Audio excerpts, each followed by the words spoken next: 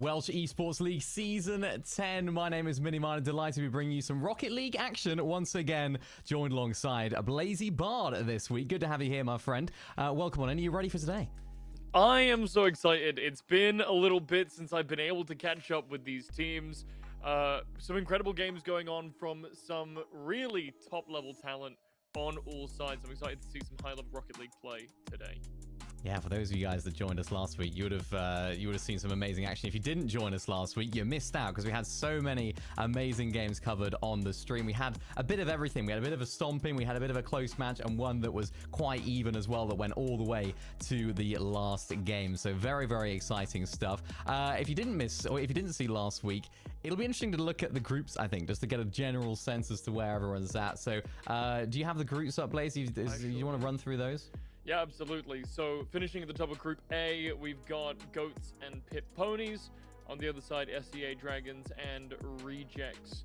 Then following alongside for the other teams here, SL, Pirates, Artists, and Ronda Rising.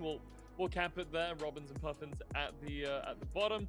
Group B, we're looking at Chihuahua, Evolving Hatchlings, Tribal, who we'll be seeing a little bit today. Knights as well.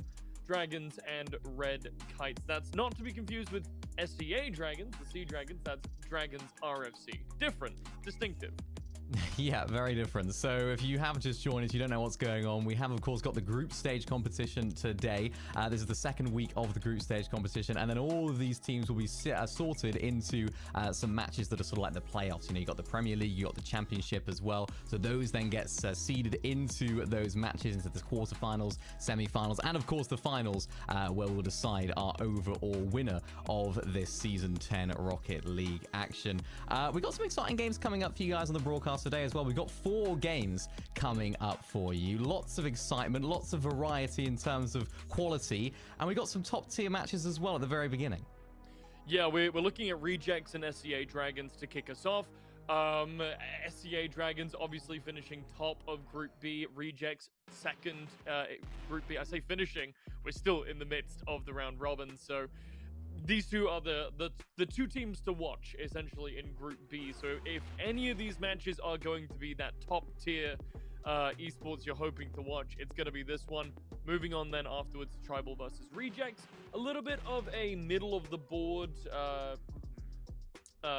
game here going on. Obviously, Rejects still in that second place slot. Tribal quite literally slap dab in the middle of the board. So will be very interesting to see. Tribal have been kind of hit or miss in previous seasons. This time around seems not necessarily much different. They've had some very strong games. They've had some games where they haven't looked as good. So just looking at the top 2 of the building today, I'm excited. I'm expecting some really high quality games coming out of Group B. Yeah, definitely. We've also got then, of course, Knights against Tribal in the third game. And of course, we have Pit Ponies against the Goats at the very end of the day. That's our final match. It's going to be a very exciting match, which we'll get into, I'm sure, very soon later on in the show as to why that's actually got a lot of significance as well. But those guys are the top 2 teams from Group A as of right now, going against each other. So a couple of those games are going to be very, very close, particularly in the middle of the day. And then on either end of the day, the beginning and the end, we're going to see some high quality top tier action and almost defining action as well for the likes of Goats and Pit Ponies and even Sea Dragons and Rejects. These are teams that haven't actually lost yet as of right now. So there's lots on the line for so many of those teams. If you had watched last week's competition, you'll know there's been a lot of exciting Rocket League being played, but we haven't quite seen that top team versus second team going head to head yet. We hadn't quite sifted through the groups. We didn't quite know who was going to be ending up where. So I think at this point now, it kind of makes a lot of sense to say, yeah, this is actually, where things start to get real. Yeah, and we're looking at, well, as you mentioned, some really high stakes games. Both Pit Ponies, Goats, and Rejects SEA Dragons is basically going to determine the seeding for the tournament portion of the competition. So it's going to be all important to try and get them ready. Speaking of ready, Mini, I believe our players are set for game number 1. The Rejects and the SEA Dragons. A banger set to get us started off, and the fate of Group A resting in the hands. Yeah, 2 unbeaten teams. Let's get right into the action. Super excited for this. And as I mentioned, this is 2 teams that are unbeaten. They haven't actually tasted defeat yet. They don't know what it feels like to lose. So super, super exciting matchup for both of these teams. Now, we got to watch a lot of the Sea Dragons last week, and they were very, very solid. They did not look like they had any competition in these groups. They're a team that I believe came second in the previous season of this competition. So they have a lot on the line. They have a lot they want to prove and a lot that they want to make up for. And you can see them already getting on the attack as well. Tadpole, one of those players that we know how important they are. We spoke so much about him last week. Can he perform again today? That's going to be the big question. Tad making a bit of a break for it here, but it's going to get co-opted there. Madge on the defense. Finn's going to center it up. That should be the back end of the offense from the SEA Dragons. A beautiful little flip tap from Madge to keep it off base, but the Dragons are being relentless in this offense. Yeah, so relentless indeed. You can see the rejects not quite able to get a lot of that boost to get out of their own half right now, as you can just see the unrelenting pressure from Sea Dragons still getting applied. But for now, it's an opportunity for the rejects to maybe find something of their own. Dash trying to get off the back wall as well, getting into the middle of the park, loses control of it slightly, so now it's all open. And now look at that, it's Tad cleaning up at the back, doesn't quite get the shot on target, but a really great opportunity there for Sea Dragons already. Cosmaniac is up in the air, and Rejects finally with the ball in the right side of the pitch. Gonna have an opportunity for some aggression here, but it's gonna get cancelled out for now. Cos still in the sky, trying to find an opening. The SEA Dragons seem to be absolutely everywhere. There isn't many openings for them to try and get between these armored plates, if you will. Vinti centers it up a little bit. Stellaris. Sorry, that's too many gaming sessions New name. this week.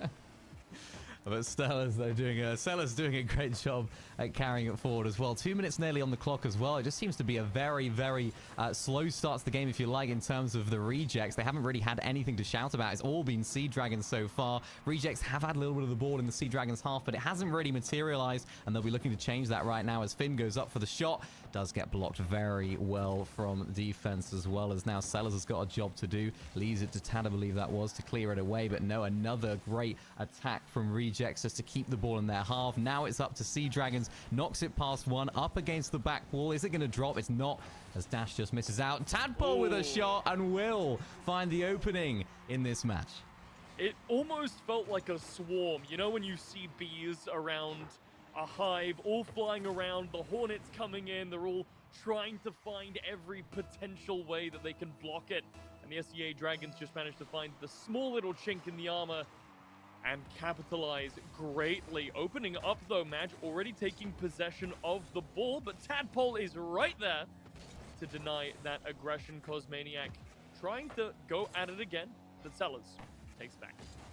Yeah, nice work here from Sea Dragons already. You can see that they've got that boost advantage. A little bit of a misplay, though, as now it gives Rejects an opportunity to make an attack and try and force an opening of their own. Still only 1-0 to the Sea Dragons right now. Still all to play for in this Titan matchup against two of the best teams from Group B. As I mentioned, both unbeaten, both yet to feel like losing or see what it feels like to lose. As now Finn tries to get rid of it as well. Cosmaniac does that very well at the cost of his life, but Finn is able to get control of this if Madge isn't able to, which he is. Cosmaniac there does just miss the ball. A little bit of a misplay. Allows Tad to get control of the ball, put it into the middle, but once again, it's good defending from Rejects. They've had to put up with a lot here, but they're dealing with it really, really well, and now it's the attack from Rejects. Does just fizzle out there. Madge taking it to the sky, but denied. Cos still trying to maintain some control over the ball. It's in. On its way. Can anyone get to it in time? Not quite. Now because to just make sure it is secured in, the Dragons just a little too far away to catch up.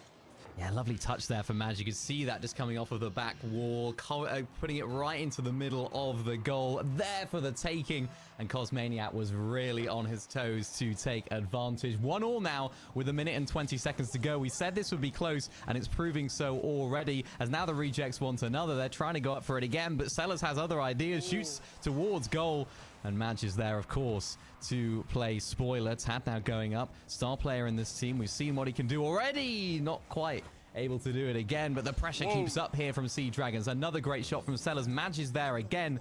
The defensive demon himself showing what he knows how to do. Yeah, just not enough boost to help Tad get it in right at the very end there up into the sky. Madge, yet again, just playing defense. These aerials, it's like watching a game of competitive ballet. Watching these players pirouette through the sky, so graceful as they come, but the SEA Dragons looking to get a little bit more aggression here. Still not able to quite find it. Cars in on the orange side of the pitch. Tad trying to send through up into the sky. Madge has got a good angle on it, but not quite on the mark.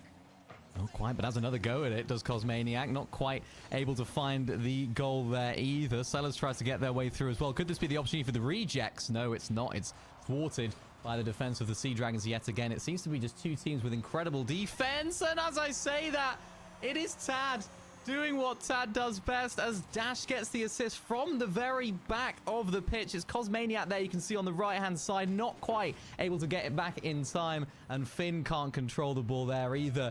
In the last 10 seconds of the game, it's Tad that gets the opening. They really have kept it to 1.5 minutes average per goal so far in this series. As game one looks like it could go still either way, but the ball's going to drop, and the SEA Dragons walk away with the first point. Now, this is a series of games, so this isn't going to be the last chance for the Rejects, but it's never good to go into a series a point down, and the Rejects are going to have to fight tooth and nail to try and reclaim their position here. Yeah, best of 5, remember, so it is still all to play for in this matchup, and it didn't seem like it went one way or the other, that match. I think, you know, of course, Sea Dragons able to win in the end with a beautiful bit of brilliance there from Tad at the end, but ultimately, I think that could go either way, and we're only, of course, one game in the series, so it could really tilt either way. It's all about this next game here for me. Yeah, absolutely. Both of these teams seem so... How do I put it? With a lot of teams with Rocket League, you either have stellar defense, stellar offense. And both of these teams seem to just have this perfect mentality. They're able to switch gears very efficiently. They're going back and forth between the pitch, really capitalizing at any kind of drop in attention, weakness, gap, anything that they can to get advantage. And, well, this is just the kind of caliber of play you can expect. Cause gets the ball ricocheted off his underbelly as Sellers gets it in the first few minutes. It's Dash, not Sellers. My bad, but oh. Lovely work there from Dash just to open and break the deadlock here in game number 2 of the series. I think going into the second game of the series, especially when you're one up, there can be a little bit of that pressure of like, right, we just need to make sure we're solid here. We need to start well. And for Sea Dragons, that is the dream start that they could have wanted, and it's already getting a bit chaotic here, already getting off to a great start in this match. Very, very different to what we saw in the last one. We saw it was 2 minutes, was it, before our first goal. Sellers trying to make his mark on the other side of the pitch as well, as Cosmaniac needs to hit that, but doesn't, and that was an opportunity already for the Rejects to level it. Back on the blue side of the pitch, Tad going for a bit of an aerial play there, doesn't quite materialize into much. Finn up into the sky, it's a little bit high to go into that goal this time around, but the aggression was there, the thought was there. Mage now trying to get back into it, but it sent it back away. Carl's able to get some touch on it. Gonna block Dash from doing what he wants to do, but the SEA Dragons seem relentless. Rejects really need to catch their breath here. They definitely do. It's just, again, this pressure from the Dragons. Not quite able to materialize in that particular instance, but you just see it, signs all over the pitch that they are the team to beat, that a lot of people would say are the team to beat, and the team that have been the case throughout this entire group so far. But Rejects have definitely had a part to play in this matchup so far. It hasn't been one-way traffic, as now Sellers has to do something in the middle of the pitch here, gets it back towards the goal, but not going to do too much. You can see the Rejects boost is looking so low. They're not able to deal with this pressure yet again from Sea Dragons. Can they take advantage of it? That's the big question, and no, it's Cosmaniac that does get demoed there, and the other teammates able to clear it and get them out of jail. Nice work there from Dash, but not quite able to find the angle. Sellers goes for the double, but not quite connecting with that either, and it's dealt with well once again from Rejects. Yeah, the rebound was really solid, but the Rejects are really digging in deep here. The Turtle Strat is It's working for now, but they're going to have to switch gears and get on the offensive if they want to try and beat this buzzer. They're already a point down. They need to try and make up some ground to bring themselves back into this series. Already one game down here, folks. One more loss will put them on match point. Not where they want to be. Sellers tries to go for something up into the sky. Fincy tries for it. Not quite. Tad there on the defense. That's just there. He's everywhere. He seems to be all over the pitch right now as their match does go, as well as does Fincy. Sellers as well. It's a game of demolition right now. Lovely save there from Maj. Just deny Tad's shot once again. A little bit awkward there for Sellers at the back of the pitch, but deals with it very well. Finn gets the challenge in the middle of the pitch as well. Gets it over towards Cosmaniac, who does collect it, but not in the way he would have wanted. And now things tilt back in the balance of Sea Dragons as Finty does get control of it and clears it up towards the half of Sea Dragons. It's still just so close, even though this game started so explosively for the Sea Dragons in particular. Anything can happen, and anything might happen right now.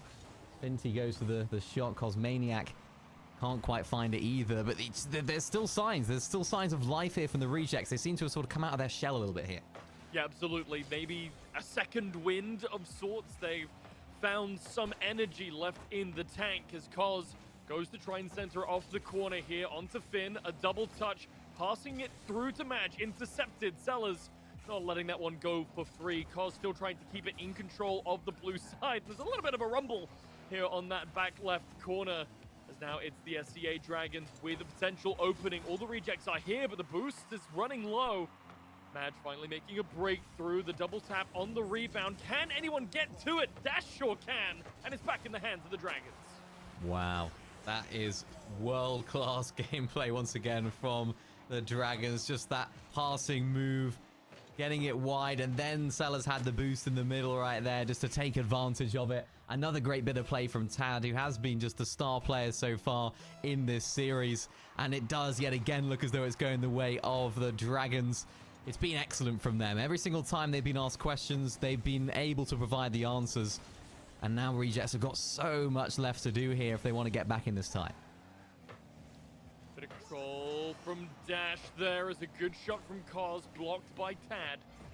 Opens the door up and there's no one. Hold on, Cos manages to get back in time to block the shot. But with 30 seconds left on the clock, Mini, I'm not sure that there's too much the Rejects can do. They've got to find 2 goals in 20 seconds. Something's got to be done, and something's got to be done very quickly indeed. But with the unrelenting pressure from the Dragons and even their proficient defense as well, it doesn't seem like they're able to break it. And yet another chance goes amiss for the Dragons. Can Rejects find a consolation goal? It doesn't seem like it's the case, and you have to imagine that is it for this match in particular. There's still, of course, 3 more games to go potentially. But we are going to be going into the match point game here for the Dragons, who yet again have put on another masterclass. Yeah, it is incredible, and it almost feels like stamina, right? Rejects look so strong game 1. Game 2, it felt like the first few minutes they weren't quite there. Does that track? Does that pass? Feels like we were watching a team that was maybe already a little bit tired, which, given the fact that this is only game 1 of the evening for them, I mean, you know what, Mini, when you're up against a tough foe, maybe the attrition, it wears down your stamina just a little bit faster than it would normally, but they really need to get that energy back. If they want to try for this, they've got to reverse sweep. There's no more space for mistakes. No, not at all. I mean, we saw it right there, just the pressure from the Dragons. They had double the shots of the Rejects in that particular game. It just seems like every single base they have, it is completely covered, whether it's attack, whether it's defense, whether it's those 50s in the middle of the pitch. They're winning them. And almost that boost management as well, they seem to just have on lock. It just seems like every single time we switch to a Rejects POV, we're like, hang on a sec, what are they supposed to do? They don't even have any boost to work with. So this is going to be a really telling game. It's not just going to be a telling game, of course, in this series, but it's going to be important for Rejects to win this game, because of course it's going to do so good for their mental if they can continue to if they're looking to try and continue to perform well in this group, because remember, they were unbeaten before this match, so they haven't experienced what it's like to lose in this particular group right now. So if they can go out fighting at the very least, it's going to be very, very important for them. One, what does it say about the rest of the league if your other undefeated team gets 3-0'd by seed 1, right? Like, you've got to plant your flag here and go, no, actually, it isn't everyone else, us, and then a whole other step. We are at the same level as the Dragons. That's the flag they have to plant. And right now, 4 minutes left on the clock, a minute down. Oh. First shot goes for Sellers, cause able to get there in time. The Rejects need more than just a stellar defense in this game. Yeah, they really do. They need to have that balance on lock, and it does seem to be an almost impenetrable force, the defense of Sea Dragons. And then they, of course, go on to attack incredibly as well. But we need to see some fight here from the Rejects. We've seen what they can do. They scored that goal in the very first game of this series. They showed signs of life. They've been proficient when it comes to taking advantage of their chances. They just haven't seemed to get enough of them. So this is the almost now or never for this team at this time. I see in the chat as well, Cosmaniac's Mam is in the chat. She'll be cheering him on, no doubt. And for them right now, they need all the support that they can get. They need to try and get themselves into a winning position in this game just to survive, just to have a chance at staying in this series against a very, very good team in the Dragons as well. They need to try and break them. At the very least, it's going better than game number 2. Still no goals? No goals. There are no no pre-Roman German barbarians in this game just yet. 2 minutes off the clock, and the Rejects need to step up to the plate. The defense is good so far, but I feel like there's only so many more times that we can say they need to switch gears and make sure that there's some offense peppered in there as well. Sellers, though, isn't a fan of any sort of blue side offense. Finn catches it in the sky, a little pirouette to reposition. Down it goes into the corner and centered by Tad. Yeah, the problem is, though, the longer that the Rejects leave this, the more desperate they're going to have to be. And if they don't concede, they're going to keep themselves in the game. And as we were saying that, very, very close there. It was Finn, actually, that just thwarted that attack. Really nice work from him. But now Sellers has a bit of a free ball in the middle, saying that really nicely done from, I believe it was Cosmaniac to get rid of that. An opportunity now for the Rejects, and Cosmaniac really helped out right there. I think it was Tad that he ended up demoing, which gave Madge the free reign, the open goal to now make this the Rejects 1, Sea Dragons 0 in this particular match. They're winning. Something's brewing, and that kind of energy can only go up. The Rejects, wind in their sails, and look at this, straight away back onto the aggression. Major up into the sky, straight away putting some pressure on the Dragons. Cars back at it again, and gets another really decent through onto the goal. Sellers has to come back to try and defend it, and now it's up to Dash. Blocked again by Finn, and Cos puts it back on their side. This is the energy we needed to see from the Rejects. It really is, but now it begs the question, how are they going to play this? Are they going to try and sit back a little bit, or are they going to try and go for it? I think the answer was just right there. They're going to keep applying this pressure, keep doing what's worked so well. We know how good the Dragons are at defending, but they just seem to have the answers so far, but they don't have the answers to the Dragons' attacks at the moment, and Dash there is able to find the goal to bring it level. But a valiant effort so far from the Rejects. They got 1 minute 43 to go. It's now or never, but a really great goal there from the Dragons. Cos just couldn't catch Sellers in the sky. He was too high, too quick. And now, Tad could have had a very decent through onto goal there if it weren't for Finn and that demo. Now back onto the neutral. They know, the Rejects that is, that they need to find something else. Cos has the lineup, but it goes wide. Great attempt there from the Rejects. They're not backing down. They're not giving up here against the Dragons. They still need to find this goal. Remember, it can go to overtime, of course, as well. Or it will go to overtime if it's still level after this 1 minute go. So they still have a chance to make it happen. But I'm sure they'd rather get it done in normal time if they can. And now this is all about what Rejects are going to do. Are they going to try and take it to that overtime? It looks like they're trying to go for the attack here. Just get the deed done in the game. Madge there does get demolished as well, so now it's a player disadvantage, but Cosmaniac does really well. That's what you need from your defender at this time of the game. You need to stay consistent, you need to stay solid, and it's going to be a very exciting last 45. Madge dragged across the floor by his teammate Finn up here, trying to prevent this ball from going in. Dash comes in with a low shot, and there's no one left in goal to defend it. The Rejects, they come up fast. But the SCA Dragons have just slapped them down 2 times in a row. 40 seconds left on the clock. Rejects need to find at least one, or they are out of the running. And the SCA Dragons will take it in 3. Rejects need something fast. Great opportunity, though, from the Dragons. They just hit that post there from Dash, I believe that was. So close. And now the Rejects need something. It's now or never, and it is! It's now, it's Finn that's able to bundle the ball across the line. It was a bit of a messy goal there. It's not one for the highlight reel. Just drags it along the floor. Dash intercepts, but Finn's there to anticipate how that ball was going to bounce off the back. And now it's all square again. Suddenly, the complexion looks much different.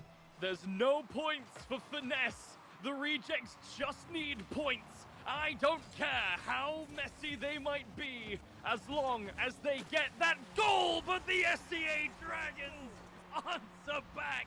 Why not both? They're just playing with their food right now. They gave them a little bit of hope, a glimmer. But the Sea Dragons said, no, we are back to our scoring ways. And when things look so good for the Rejects, it looked like they were back on the track. It does again go back in the favor of the Dragons, who once again have just shown us in this game that every single potential problem that they might have going down in the game, losing out on some of those 50-50s, they are able to have the answers. And now the ball's up in the air. Can the Rejects keep it up to keep this game alive? Madge there in the middle of the park keeps it up as well, hits it up towards Finn, but isn't able to get the control. Cosmaniac from the back post now as well. Madge keeps it up. This is now or never, truly now or never for the Rejects. They keep it going. Cosmaniac no boost. Madge in the middle keeps it up as well. Just about keeps it alive. This is it now. Can they find it? And no, they cannot. It was just too little, too late there at the end. I mean, the Rejects struggled to get goals in when all they had to think about was getting goals. Trying to get a goal while you're also panicking about keeping it high in the sky is a whole next level problem. And I mean, we've obviously been trying to champion this this side because of the implications, but Mini, we've just seen both the undefeated teams play, and only one of them looked like they didn't even break a sweat. Yeah, I mean, we knew this was going to be a close match coming into it. We knew it was going to be two very good sides, but in terms of the overall result, I was not expecting a 3-0 whatsoever. I think the 3-0 is kind of a misrepresentation in a way of how those individual games actually went. You look at each and every one, you think, oh, it could go either way. I think overall, yes, Sea Dragons definitely were the better team. They deserve to win, but in terms of those micro little decisions, a couple of mistakes here and there from both teams, it really could have gone either way. I mean, if Sea Dragons ended up losing that second game and it was 1-1 overall in the series, things could have looked so much different. But what it was a fantastic game of Rocket League, even if the scoreline maybe doesn't suggest that. It was great to watch. Yeah, I mean, you're always going to get that in esports, right? The series doesn't tell the story of the games. And I couldn't agree with you more in this case. Both of these teams played really well. I mean, what went wrong? If you could put one pin before we go off to our break here, Mini, what would be your main piece of cheese? That's not quite right. What would be your main notes? I'm hungry. Yeah, apparently. it's difficult. Yeah, I mean, I wouldn't mind a piece of cheese after watching that because it was very hectic. It was it's tough to say exactly what went wrong. I think there was a couple of little moments there from the Rejects. I know they had a couple of double commit situations where, of course, that's going to put one of their players out of position. I know it was I think it was the third goal in that last game for the Dragons that was the cause for it. But ultimately, I think it's just maybe the fact that they went down early, they lost that first game, then losing that second game, just not going to do their mental any good. So what I hope now for them is that they can pick up from this game, from this loss, and then find some momentum for the rest of the groups, because they seem like, and displayed to us, that they are a very solid team, so they can definitely go very far. Well, the Rejects will have an opportunity to redeem themselves up against Tribal Esports in just a moment, but for now, folks, go raid the fridge. It's cheese time.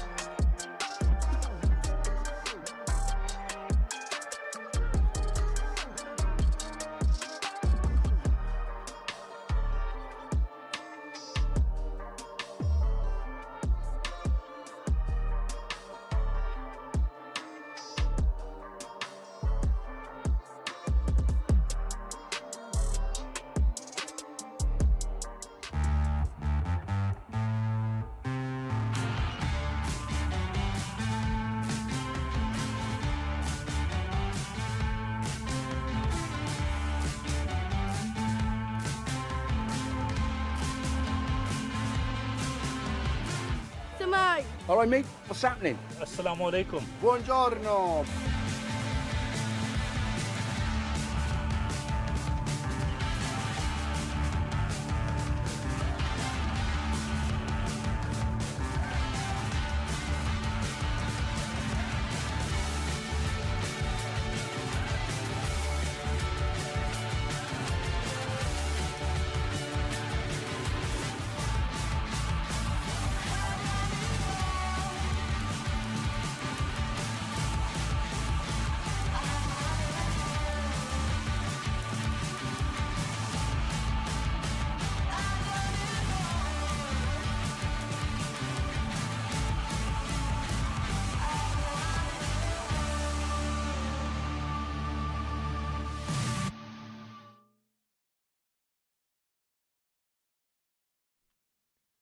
Welcome back to the Welsh Esports League Season 10 Rocket League group stage matches.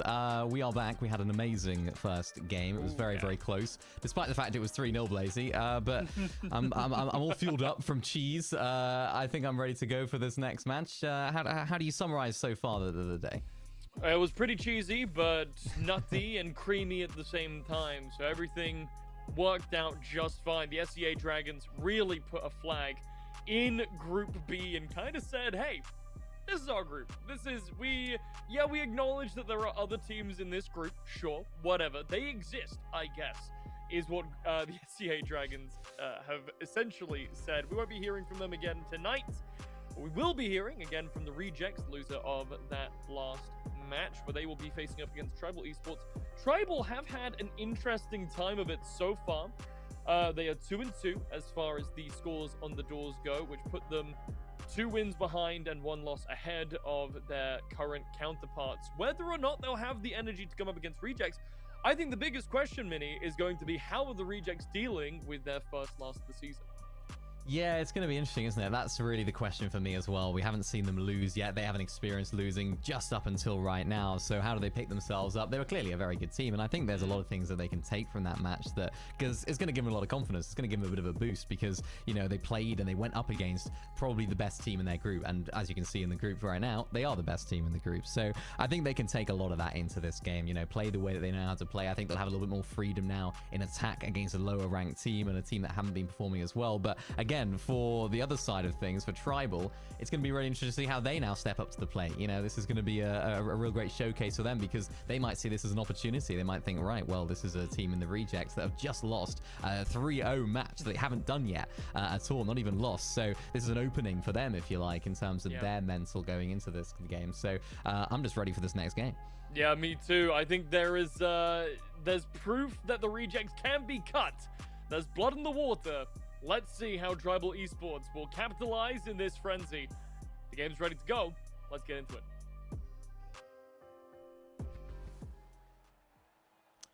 And this is it. Big match here for the Rejects. How are they going to bounce back? And will Tribal Esports see this as an opportunity to show what they can do against one of the best teams in their group? Rejects in the orange, Tribal in the blue. Big opportunity for both teams right here, and it's already a great start for the Rejects. Madge, we saw have a very good performance against the Dragons, is getting off to a great start here against Tribal. Yeah, so the answer to the question, how well are Rejects doing after their first loss, is actually fine.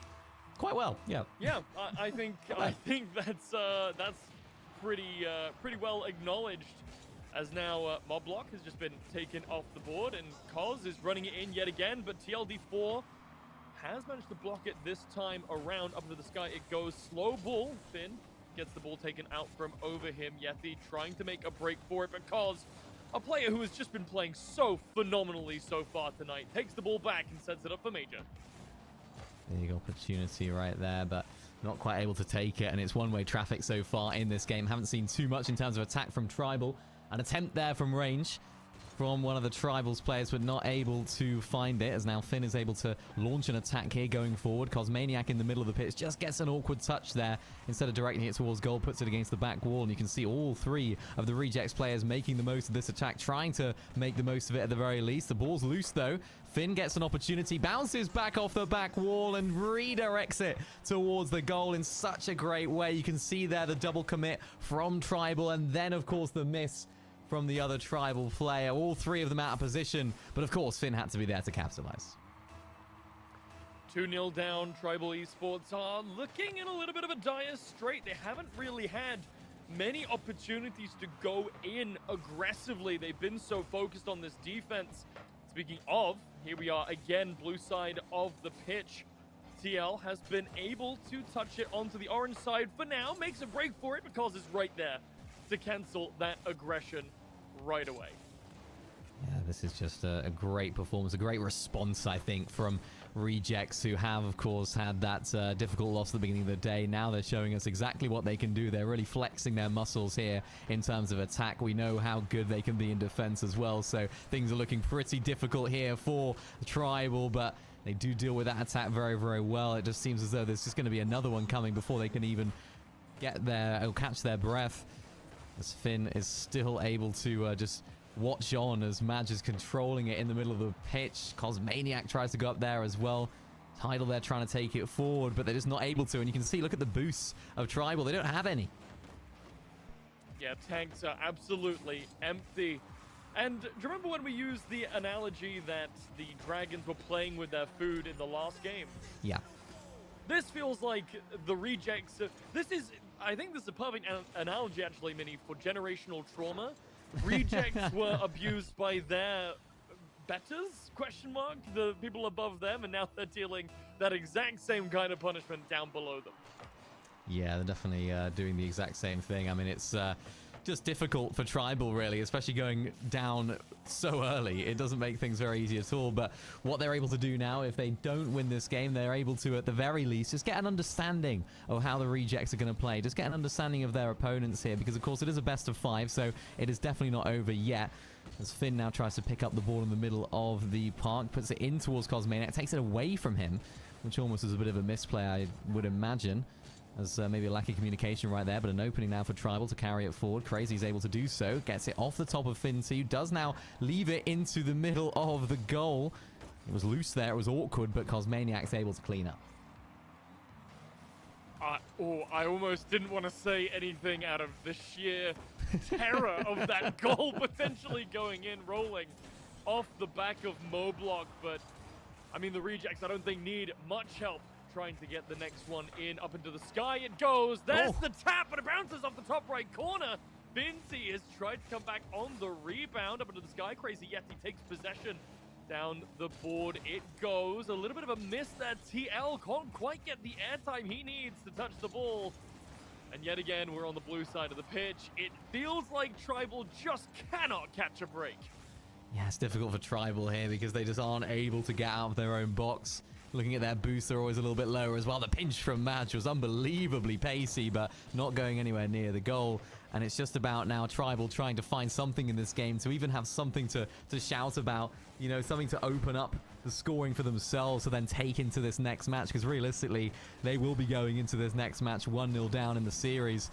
And Moblock is able to find the demo. This could give them an advantage here just to try and find that opening, but I haven't seen any evidence so far of Tribal actually putting up a fight here in this game. We haven't seen a big opportunity for them go amiss. It hasn't even been a two-way game. It's sort of been one-way traffic once again in this game. Finty's going to have an opportunity here to back it, to knock it onto the back wall. Was not quite able to redirect it towards the goal. Now Crazy Yeti can carry it forward. Cosmaniac's there yet again.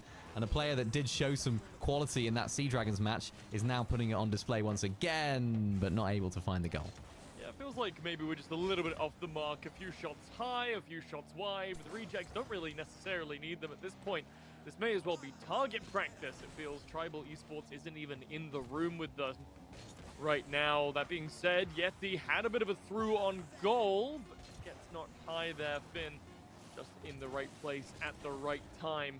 TL trying to run back, and it's going to be the last little potential tap here as the ball touches the ground and the Rejects walk away 3-0. Nice to see. Yeah, nice to see from the Rejects. I mean, I'm interested to see the stats here. Yeah, one shot from Tribal Esports all game compared to the 11 from the Rejects. Yeah, it didn't seem like Tribal had the minerals, if you like, to deal with the attacks from the Rejects. It seemed to just be unrelenting. It seemed very much like what we saw from the Dragons in the first match, but against a defense that wasn't quite as competent in the Rejects. So interesting to see how the rest of this matchup goes. I don't think it's going to be quite as close as our first one, but you never know. I mean, Tribal might come out with something here. They might have understood now how the Rejects are going to play and have something to say of their own, because they have, of course, won 2 games before playing today. Yeah, and these, you know, these aren't teams that are count-outable. To coin a phrase that isn't quite right. It's a new one. You can't necessarily count them out. The Rejects, they have definitely shown a lot of grit, a lot of power, a lot of skill in these matches. But you know, we're here for Tribal Esports. We're looking at a team that has done bits in the past before, that has won some games against some teams that are on paper a little bit better than them. Doesn't mean that they can't replicate that same kind of position here as we get into game number 2. Yeah, this is a big question now, though, for Tribal. Can they find an opening? I want to see them have a say in the match, and unfortunately for Tribal, it's started in quite possibly the worst way possible, as now it seems like they have actually conceded early on, and it's an early goal there for Finn. 2 seconds into the game. I was about to say, I'm interested to see how they start and if they can try and find an opening in the game and try and find their feet a little bit. Unfortunately, they've slipped at the very first hurdle. Yeah, it's definitely not what you want to see coming up here right at the very start. 10 seconds in and already down a goal is, it's not great for the mental. I'll put it that way. It's not a good starting position mentally. But with a few more defenses like that, they can capitalize on it. Crazy Yeti cancels out some of that momentum there as it continues to move forward, but it's going to be a bit of a tussle here. It feels messy. I think that's the best way that I can describe what we're seeing on the pitch right now. It feels just a bit chaotic and messy.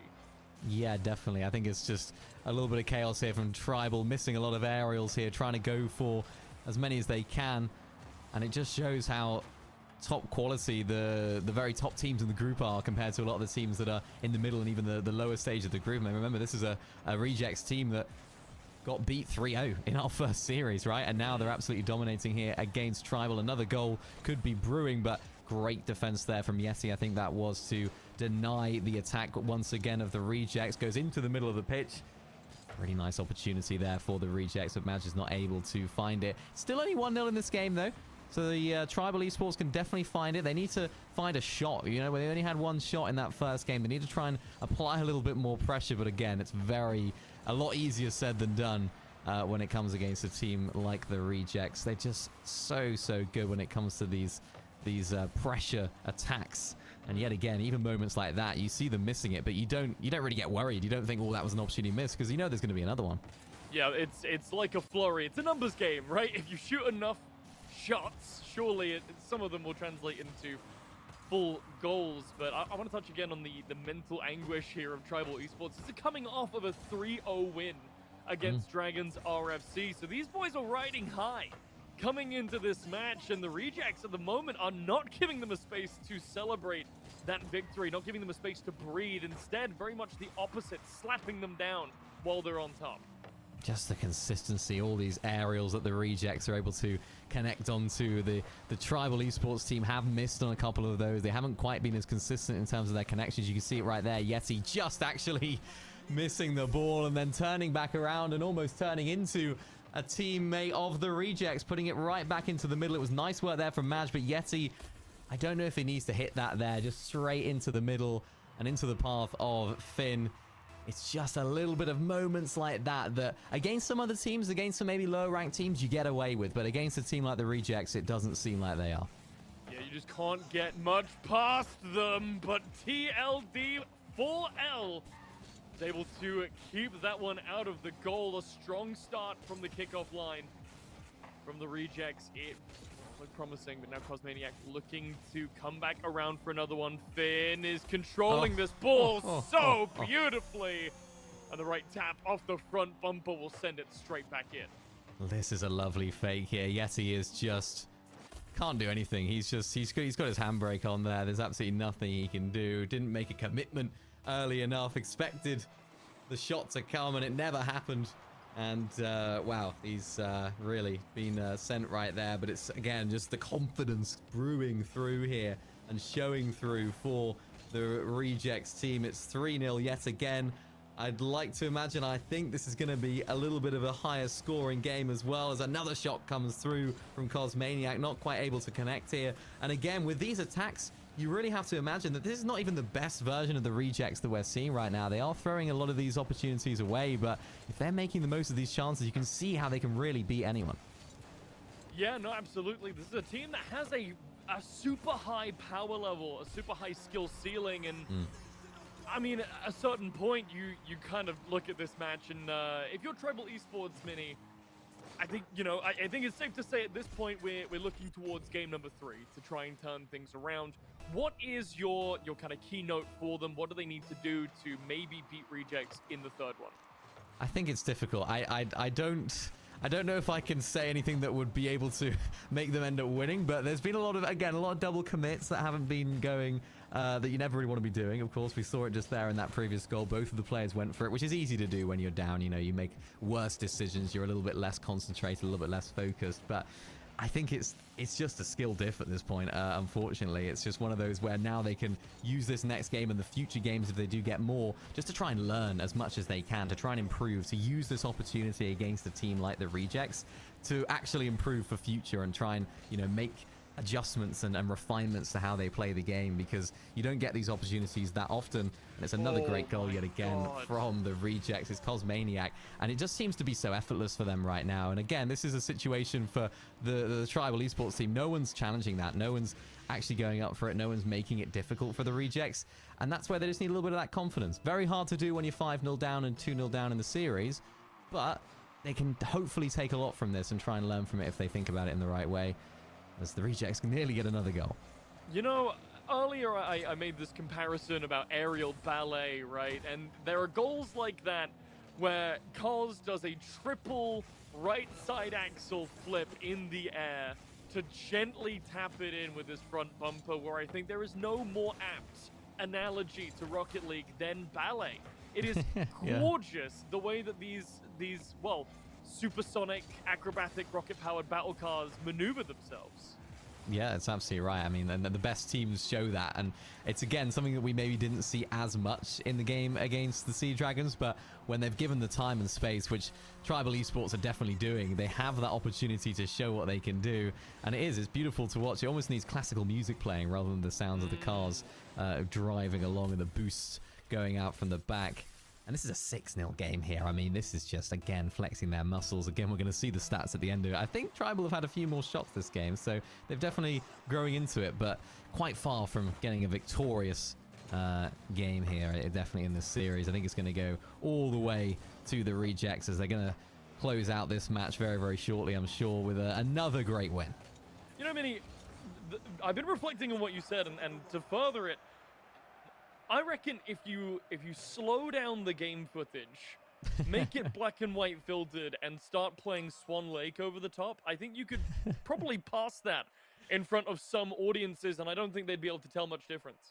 No, they wouldn't. I think it's, you know, it's not a game of car soccer, is it? It's almost not a game. It doesn't feel like a sport here. It doesn't feel like it does feel like a very graceful way of watching some entertainment. I feel like I should be seated in the best theater with some popcorn right now, but yeah, some of those little binoculars on a stick. A monocle maybe, if I'm feeling extra fancy. But again, another absolutely fantastic game from the Rejects. Again, another one shot from Tribal, which shows the difference there. I didn't even count the amount of shots that the Rejects end up having, but it was a lot. So very difficult for Tribal to even get a foothold in that game yet again. Yes, very good, very well-paced game, very... Sorry, I seem to have misplaced my monocle. Yes, very well performed there by the Rejects, who I believe really demonstrated high levels of skill in game number 2. And hopefully, based on the chat there, I'm not sure if you caught it, Mini, but Tribal have promised that they are in fact not ready for game number 3. They're not ready. Well, that's not great. I feel like I'm so underdressed here for such excellent commentary. You know, I feel like I should be in a 3-piece suit. But I think we are ready for this very next game. So let's get right into it for another match for the Rejects to show what they can do. Or will it be an opportunity for Tribal to at least find themselves a goal? We've had early goals in this matchup so far. We've had situations where the Rejects have scored within 2 seconds, but it hasn't happened again. So if Tribal can hold on here early on, they might be okay, but they haven't. Yeah, kind of gets you mid-sentence there, huh? Yeah, it does do that. Yeah. It's never a good feeling. We'll put it that way, watching a team kind of collapse in real time, especially after fighting words are put out, right? It's always you almost want it to be like a sports anime, right? Where Tribal are there like, oh gosh, we're 2 points down, but they're not ready for game number 3, and they come out swinging and absolutely devastate their opponents for the reverse sweep. But unfortunately, this is not an anime. This is real life. And unfortunately, in real life, the Rejects are the ones in 100% control. Yeah, they are very much in control. I mean, there's never been more in control here. This has been smooth sailing for them. They did have an opportunity there as well, Tribal. but not able to find it. And again, it's little mistakes like that. I think it was Tidal there that just sort of put the ball into the path of the rejects. And there's one thing getting those opportunities from the opponents, right? There are times when you will get chances, but there's another thing taking them, and the best teams will absolutely take advantage of those chances. You can see right there the rejects actually losing a player, but it just doesn't matter whatsoever as Finn is there to save the day once again.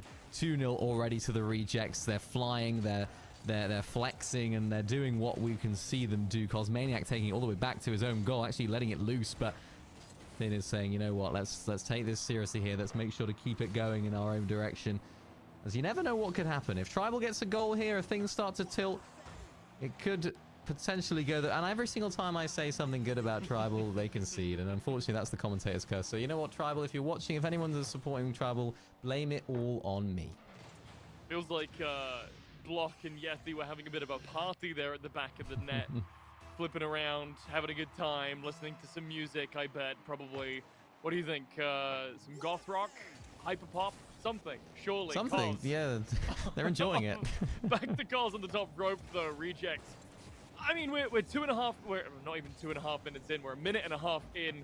Rejects up 3. Tribal Esports at this point, we're playing for experience. We're playing to get a little bit of more practice under our ropes, and maybe bolster our play. Playing against stronger opponents only ever can make you better, right? So that's kind of where we're at this point. Yeah, it's, I think, long gone are the days where we think that Tribal are able to find something of value out of this game, but it all depends on the mindset now in this team. Obviously, we don't get to see it again. A little double commit there from them, not quite able to make it happen. We see Tidal in the middle there, just goes over him. So, yeah, you know, you can only do so much with the mental side of things if you haven't got it quite down in terms of the ability of the team. But there's definitely signs here that they're able to find some success. I mean, they've won a couple of games here in the group, so I think that's what really they should be focusing on in terms of going into the rest of these games for their group stage, if they do find some success in them, because they just need to keep their heads held high. They're coming up against one of the best teams here, if not the best team in the group, all bar the Dragons, I suppose. But an opportunity there for Yeti, as now Mo is able to try and find his way through. Cosmaniac, though, on the redirect, and that's the biggest problem for Tribal. I mean, they go all out here. You can see them all going up and trying to find that goal just to get themselves something that's not a clean sweep here. And ultimately, the rejects just come down the other end and score. So there's literally nothing that they can do here. Yeah, it's always an awkward one, isn't it, Mini? Because we're sitting here, we can engage in as much punditry as we like, as much pomp and pageantry, if you will. But at the end of the day, I mean, there's not too much more to say about rejects here and Tribal Esports, who yet again coming up with goal number 6 just off the tap of Madge. I mean, I don't think Madge even needed really to touch that. I think that was going in either way, but got to pad your own stats. Yeah, why not? I mean, you know, this team right now, there's a lot of things that they're doing right, and you know, it's one of those where we can just talk about how good they are while they just keep banging in goals behind us. It's absolutely fantastic. I mean, you know, we haven't seen the greatest from Tribal. I'm sure they're going to look at this game and this series, I suppose, as overall, and think, yeah, we definitely made a lot of mistakes there. And maybe it's nerves, maybe it's the pressure coming against a team that is higher ranked than you and that is overall better, and it's just little mistakes like that they actually didn't take advantage of their rejects. But definitely not one of their more difficult games for the rejects. You can sort of see that in the way they're playing. They're all sort of bundled up a little bit, having a bit of fun with it, trying to find themselves some nice highlight moments. But yeah, I mean, it's just one-way traffic. It's just simple for rejects. And it almost feels like business as usual. I could be seeing rejects right now playing a comp game kind of just in the regular queue, right? Their communication is definitely on point. They're working together very, very well. I will say, though, this for Tribal. Obviously, this game has gone awry. We are, at this point, 1 minute and 30 left on the clock, 7-0 down. Game 1 and Game 2, a lot more manageable. And for a team that is, as far as we were aware, relatively new. This is their first season playing this roster. This is, you know, quite a rookie team, so to speak, coming up against the seasoned squad from the rejects. I think, you know, we can consider that in our review of their performance and almost applaud them a little bit here for going toe-to-toe with one of the best teams that Welsh Esports knows, and not losing devastatingly, at least in the first 2 matches. Yeah, and it's just about how they pick themselves up now, isn't it? You know, like with everything, if you're going down, you're losing. It's all part of the story, right? You know, the players in this lobby right here that will have experienced devastating losses in their past. They would have experienced times when they felt like they just couldn't simply do anything against the opponent. And, you know, the players, the teams that bounce back from that and learn from it and use it as experience are the ones that will thrive, and the ones that don't will unfortunately let that haunt them for forever. So for now, Tribal Esports, make every moment of this game count. Make sure that you can improve, practice, develop, VOD review, look at it with your coach, and keep trying to develop, because it's nice to see teams developing. We want to see stories. So for the next season, for the future games, for the future of this team, I want to see them performing. I want to be looking back at this moment and say, oh, remember when they got absolutely walloped by the Rejects in that 3-0 sweep? Yes, but now look at them. They're thriving. So, you know, lots of things to get excited for. And they do get their goal, as it does happen as Tribal, but I think it was courtesy there of a Rejects player. Only 15 minutes too late here, and it does in fact go off the board courtesy of Finn. So I guess a thank you to Finn there is in order from Tribal Esports. Whether or not they appreciate the pity goal almost, who knows, but the end of play here, Rejects looking to find one more potentially right at the end here. Finn, who just scored one against his own team, now potentially on the scoreline for that one, but the ball will hit the ground and the Rejects will walk away with a 3-0 win, ending 7-1 in match 3. I mean, yeah, absolutely one-way traffic once again. We've just seen an absolute masterclass from the Rejects right there, and I mean, it feels funny now looking back, asking, how are they going to respond, how are they going to react after that first loss, but they reacted and responded stupendously. I think they did exceptionally well. I dressed up for the occasion. Oh, you did? As we are. Excellent. Hold on. I think, but no. I think all things considered, you know, Tribal Esports, it takes a lot to go out into a game, especially one that's being broadcasted, and still play your hardest on broadcast. You know, I think it can get very easy when you're in a set that is that bleak and that kind of compacting, to stay level-headed and still try and play your best, and that is always the most respectful quality I can find in a team personally. Yeah, definitely. I completely agree. And, you know, for Tribal right there, it's going to be interesting to see how they bounce back. And luckily for us, we will get the opportunity to see how they bounce back, because after the break, we will be seeing Knights against Tribal Esports once again. So will Tribal bounce back? Will we see them recover from such a devastating loss? We'll find out after this short break.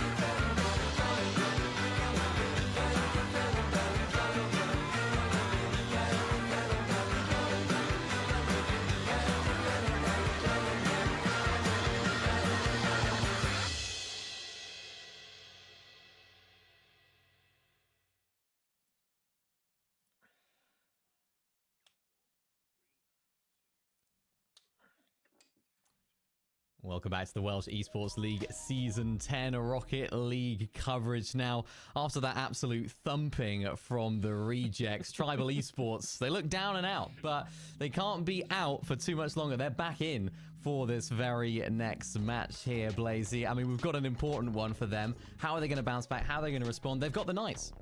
Yeah. The Knights, they are on paper, you know, they're a slot below the Tribal Esports team at the moment on the leaderboard, but after that last game, Mini, it's I think it's really going to come down to how well they've been able to steel themselves. Maybe how well they've been able to disassociate that last game from their current memory and pull themselves back in. Going up against the Knights, I think they'll have an interesting time. Both of these teams very comparable in skill.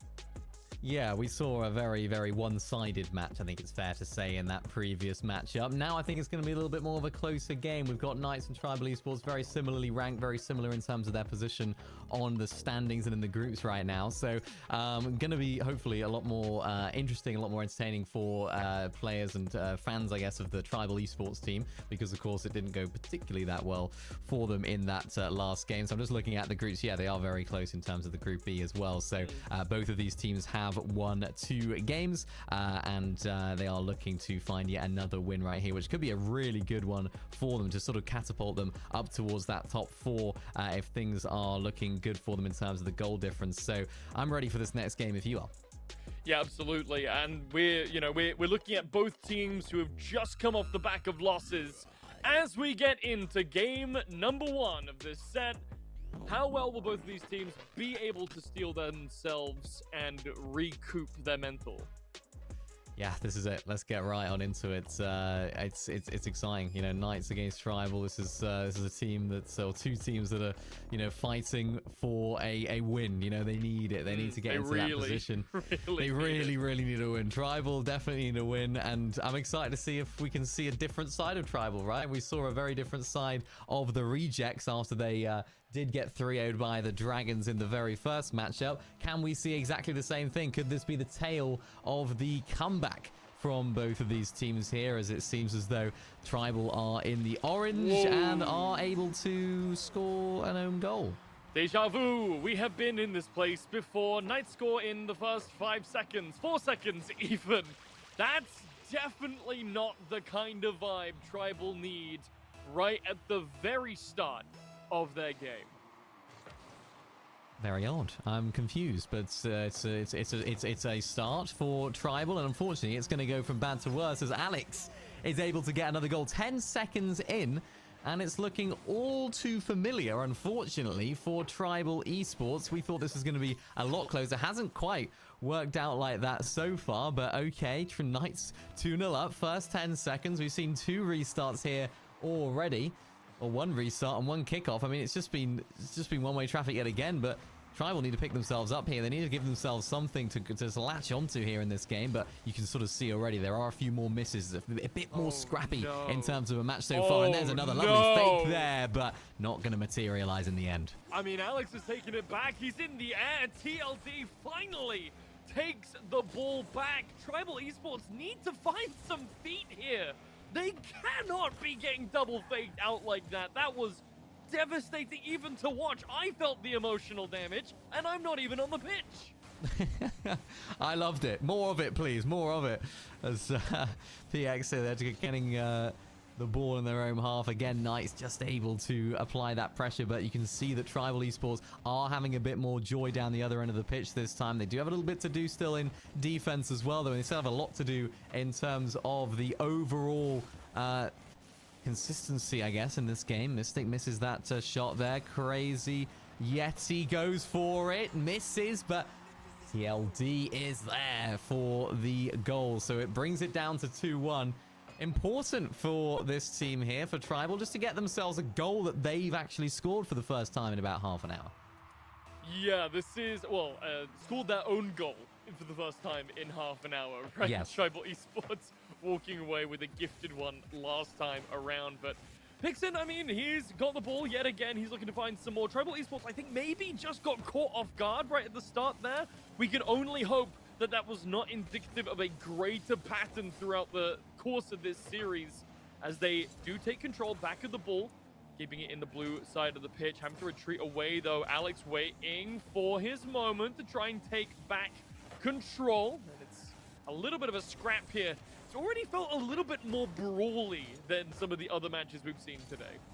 Yeah, definitely. It almost seems like the moment where the rejects are sort of just playing with their food a little bit. It's kind of like a little bit of that sort of vibe about it. Very, very scrappy for Tribal, but I think this kind of plays into their hands. It's sort of the chaos is going to definitely favor them in a lot of ways, as Pixin is also involved in a bit of mid-game scraffles there as Moblock tries to go up for it. Actually gets disconnected with the ball, but it's now it's all in the half of Tribal Esports. They're just not able to kind of find themselves getting out of it. There's so much happening, but not enough actually materializing from each of these exchanges. It just seems like one player hits the ball, another one then hits the ball. It's quite difficult for either team to actually get a foothold into this game so far, but Knights are doing very well in terms of holding on to this lead. Tribal Esports still alive though, so you never know what could happen, but a good start from both teams, but a better start from Knights. Yeah, for sure. But the pace of the game has slowed down a little bit. Tribal now have had an opportunity to catch their breath, get themselves re-prepared into this game, and hopefully try and claw back a little bit of ground here. 2-1 already on the board. 2 minutes left of the match. As Alex takes it onto the top rope, picks in, trying to get some position. Up into the sky, mix it with a tap, and then the bounce off of Pixin will put it straight in to the back of the net. I spoke too soon because this combo was immense. That was great from Mystic. I mean, that's exactly what you need there. Once you've conceded a goal, of course, going 2-0 up in the first 10 seconds and then conceding, they need that bounce back as soon as possible, and they've managed to find it here with 1 minute 45 left on the clock. Still, though, the threat is still there from Tribal. We haven't seen it from them in the previous game, but Mystic definitely seems to be a force to be reckoned with in this game. Just the ability, the mechanical ability of Mystic causing chaos at the back for Tribal. And look who's there. It's Pixin, able to pick up the pieces with a really nice shot off the wall right there. So difficult to redirect that back towards the goal, and it's a really nice finish yet again from Knights, who again get another 2 goals in quick succession. You know, a lot of Rocket League players, they make it look like they are one with the ball.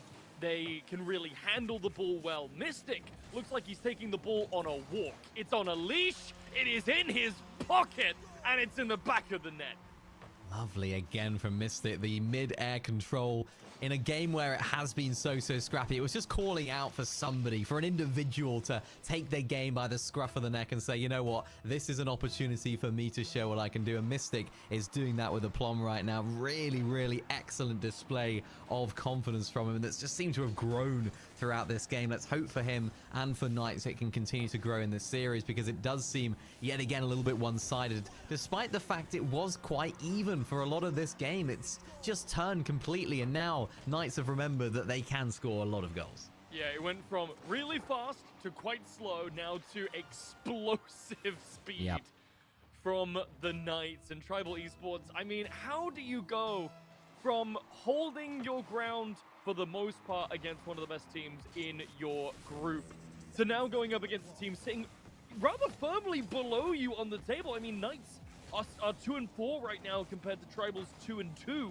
or 2-3, I guess, after that last one. But, you know, this is a team that on paper should be worse. Tribal Esports must have been coming into this match going, oh, well, we're better. We'll bounce back. We'll play better. We'll be fine. Knights, whether it's taking advantage of maybe the hubris of Tribal or just playing out of their minds, have made something special happen in game number 1.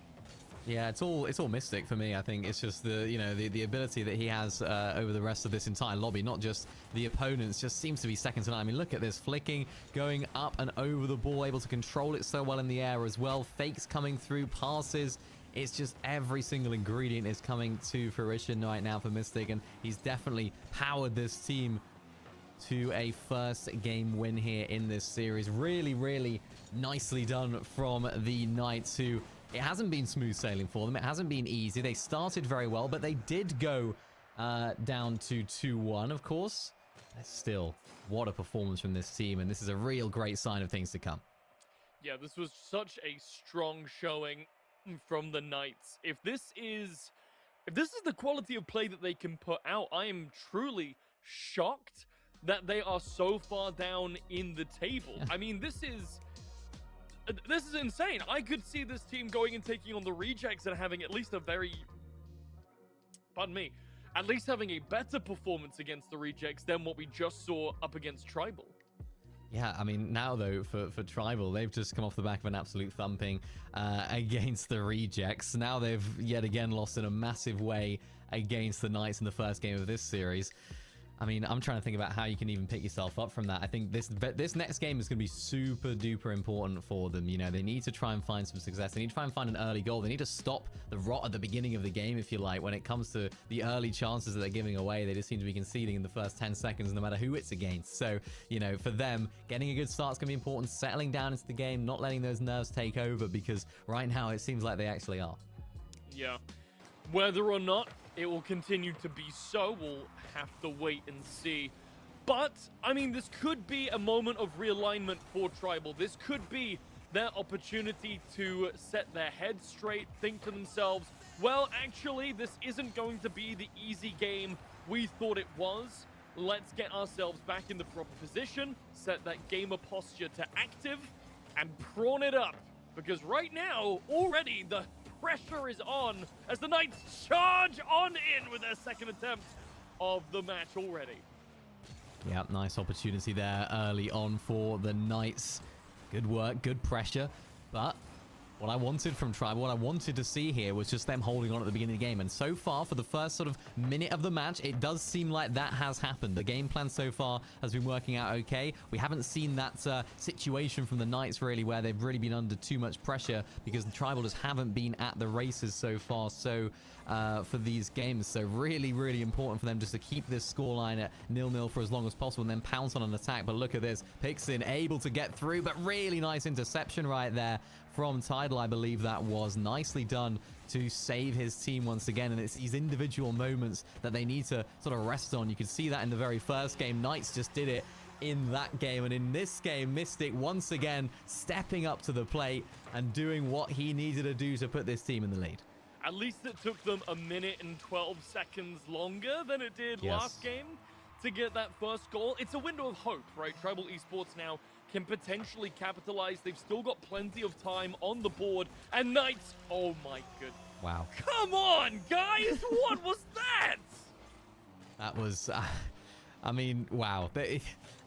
You could say unlucky for Tribal because it just bounced towards the goal, but you have to be there. You have to be in the position to defend that. You simply cannot let those sort of goals go in.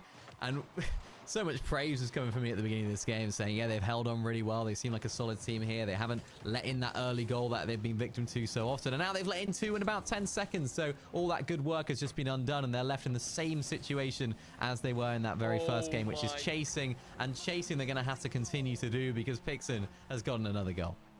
It feels like I'm looking at a roster of characters here, right? If I've got Mystic, who is this ball-bending control fiend who's able to put in these goals from anywhere, Pixin is almost like this ninja. He's dodging, he's faking, he's really positioning this ball perfectly to where it needs to be for Tribal to go, yeah, we can take the ball.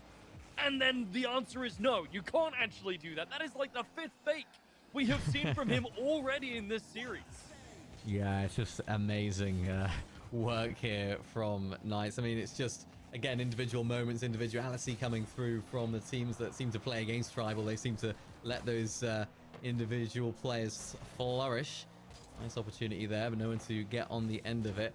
I want to see a little bit more cohesion here from Tribal, but unfortunately for them, it's going from bad to worse as Mystic yet again powers on through. You can just sort of see a little bit of a miscommunication there. Two players in the very, very similar area of the pitch, and Mystic is on his toes once again to find yet another goal. It's 4-0. It's looking long gone once again for Tribal, and they've only just got started in this game. It's not even halfway through. Yeah, we're 4-0 in. We're not even 2.5 minutes in. We could be at this pace seeing an 8-0 game. But knowing what we know about Knights and their ability to turn up the pressure on a moment's notice, it could be even more than that. We don't know. sending it back over towards their own side of the pitch, maybe to just regain some position here. Mystic, yet again, has control of the ball. It's knocked away. But it's a really rough one for Tribal Esports. We thought this could have been the opportunity for them to recenter and reposition themselves for a bit more of a competitive match, but it seems like that opportunity isn't even there. The Knights are looking head and shoulders above them in terms of quality.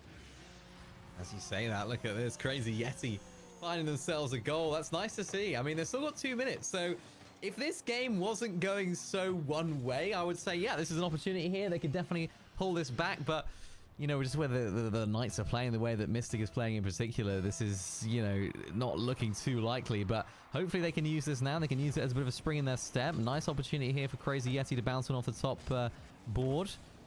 Lovely goal. Lovely, lovely, lovely. That's what they needed. Another goal in about 10 seconds. Good work from Yeti. You can see that 14 seconds since the last goal. And a bit of a misplay here at the back there from Mystic, actually going into the goal to try and block it. Doesn't quite connect, so still lots to do here for Tribal, but signs of life. I'm leaning slightly more forward in my chair now.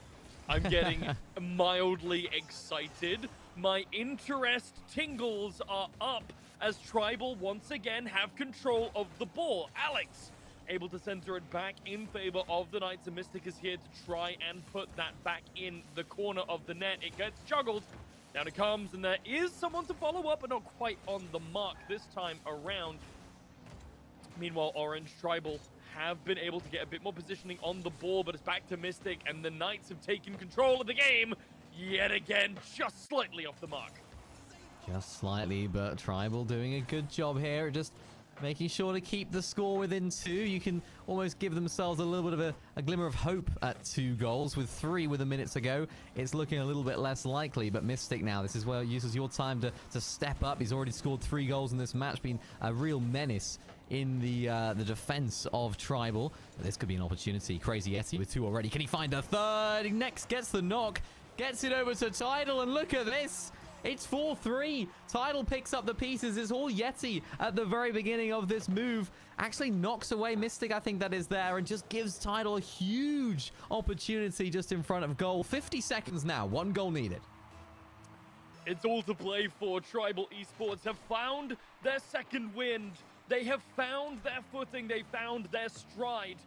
Now, can they hold on to this momentum and pocket a 4th one with 40 seconds left on the clock? Something still needs to happen. These are not going to be easy fought goals, especially against the likes of Mystic. Can they find that all-important one back into the hands of the Blues? It's still yet to leave the orange side of the court just yet from the top row. Picks in, tries to find a bit more placement. Alex is here as well, but all of the Knights are on this side of the pitch. If Tribal could just find a breakaway, they might have a chance.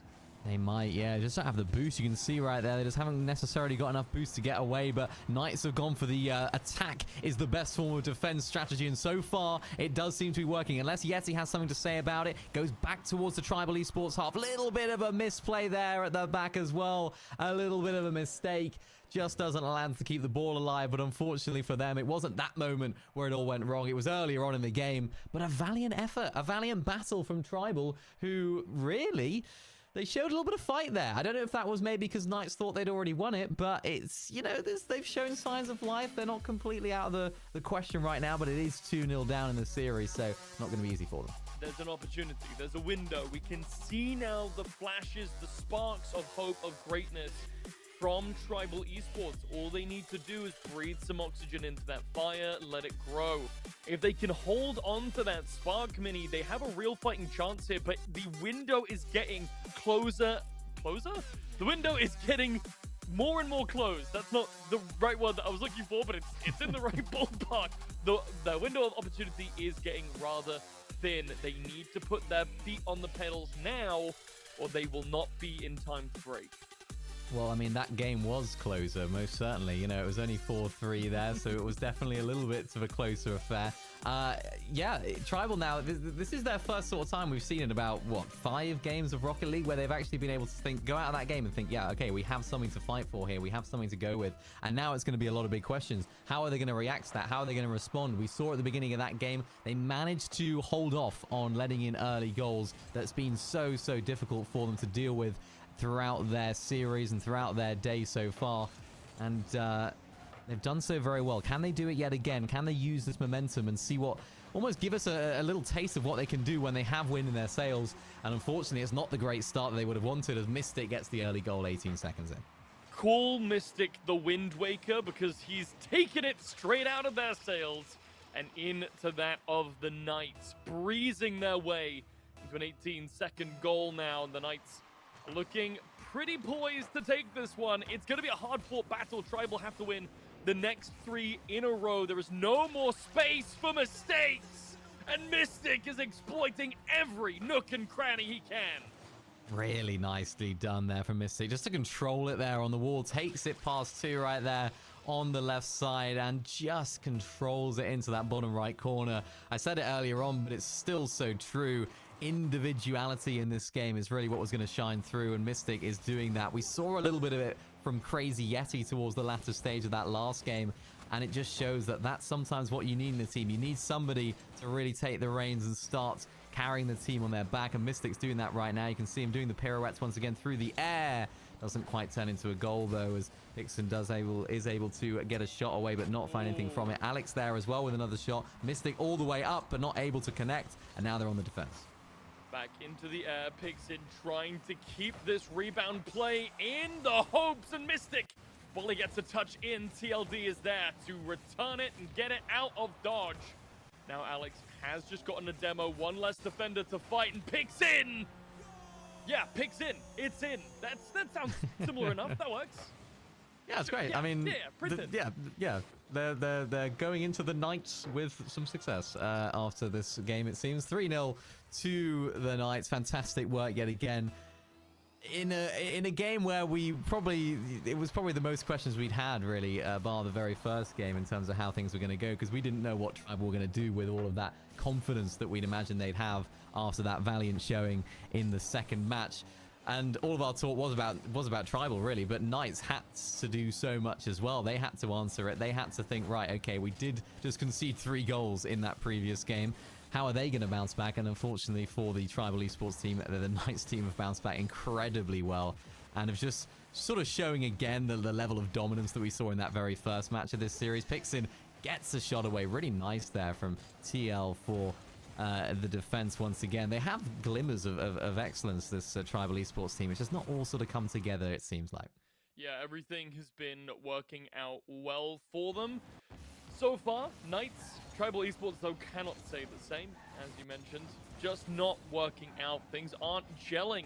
I'm not sure if it's a communication issue or if it's just maybe being too rattled from last game and now the last set, and now the last few games. But Tribal Esports, any cohesion that they might have had is nowhere to be seen. Meanwhile, Knights are firing on every single cylinder. Really nicely done yet again from Mystic. It's a name that we keep mentioning. Was that a bump there from Tidal, I think, onto Mo? Just absolutely knocks him away, and unfortunately you can't save it when you're on the other side of the pitch and your teammates knocked you there. So again, a lot of those sort of miscommunication situations, a lot of double commits, not quite enough cohesion, and unfortunately for Tribal, it's another story that ends the same for them in this series, it seems like. Although they were 4-0 down in the last game and about the same amount of time to go, and they did bring it back to 4-3, so never say never. Absolutely, yeah. There are still plenty of chances. Those chances are getting rarer, however, as the Knights pocket their 5th goal of the game. Now sitting 5-0 up. Tribal Esports. I mean, how many times can we say that this window of opportunity is closing for them, right? We are on this precipice for Tribal. They need to win this one if they want to stay in the set. Knights, however, are looking poised to run away with it. Yeah, it's looking again one-way traffic, and unfortunately Tribal once again are on the receiving end of it. It's not an ideal performance, but again, something that they can take something from. That's a really nice goal. Yeti there with a nice cross. Okay. Tidal there in the middle. Just nicely done from them. Nice to see a little bit of a glimmer of hope once again. It's Alex right there that just makes the mistake and goes up and misses the ball. But again, you have to be there to take advantage of it. Is it going to be enough to maybe make them have a bit of a comeback, sort of start this comeback? We'll have to see. But, you know, maybe something that's going to help them. We'll see. And if any player is going to do it, Yeti has been the one to try and make these plays for Tribal. Last time, it was him really facilitating those 3 goals. And this time around, 40 seconds and a minute on the clock. Still plenty of time to try and play around and find these goals. However, it's going to have to be kind of a goal every 10, 15, 20-ish seconds for Tribal with no interruptions. And right now, they can't find that positioning. Yeti, yet again, trying for it, but it goes too high, and Mystic steals it away. Yeah, nicely done there from Yeti. He's just trying everything. You can sort of see all the goodness that comes from the Tribal Esports team does seem to come through him. And unfortunately, no boost there to do anything with that particular opportunity. His counterpart, if you like, in Mystics, just carrying the ball forward exceptionally well. Not able to turn it into anything as Yeti now is through. You have to imagine there's going to be a Knights player there. There is. But it's not enough. And now it's 5-2 with a minute left on the clock. 3 goals in a minute is possible. But Tribal need to, 20 seconds per goal. It's not easy. Yeah, it's, what was that? That was a minute of play between that goal and the last. Tribal need to do that in a third of the time, 3 times in a row. And if the pacing of these matches have told us anything, it's that Tribal are not going to make that easy for them. Up into the sky, Pixin trying to find a position.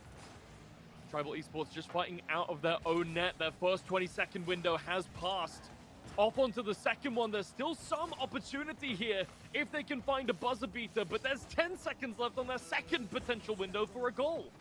Every second that ticks is just dwindling hope, and at 25 seconds to go, you have to imagine this series is going the way of the Knights, who just have been so resilient in this game. We've seen them have their moments. We've seen them have their moments of wobble as well, where they haven't necessarily been at their top of their game, but they've had the resilience to come back and not let it worry them. For Tribal Esports, lots of questions going into this particular series. They haven't stepped up to the plate, but they have done it a little bit more than we have seen them previously. So lots of good things to take from this particular series. One that we thought was going to be really a lot closer, I think we can have to say, for this one, but still an interesting one. Unfortunately for Tribal Esports, not a successful one. Yeah, it's upsetting. I think we both came into both of these last series is actually thinking Tribal Esports will have a lot more to give than we ended up seeing from them. Whether it be maybe they lost a little bit of the morale and they weren't quite able to hold on to that hope, or if it's some unknown factor, maybe a controller was broken. I don't know. Let's run with some kind of a cover story. But unfortunately, Tribal just not able to put up the fight that I think we were both really hoping from them. Yeah, I was hoping that was going to be a really sort of good mid-table scrap. You know, it was going to be scrappy. We expected that, and it was quite scrappy at times as well. But ultimately, weirdly enough, in a game like that, it was a game of individuals. We saw Mystic in particular, who was just excellent in terms of his ability to carry the ball forward. And I think for the Knights, that is a player that we're definitely going to be having to keep an eye out for in the future if we do get to see them again, because it's he's definitely a player on that team that makes the difference. So now though, we got pit ponies against the goats after this break. So very excited to see how that goes. Top 2 from Group A at the beginning of the day. I believe it's still the exact same situation. It is. So they've both won every single game of their games so far of their group. It's 2 Titan teams. We're going to be seeing how it all goes down after this short break.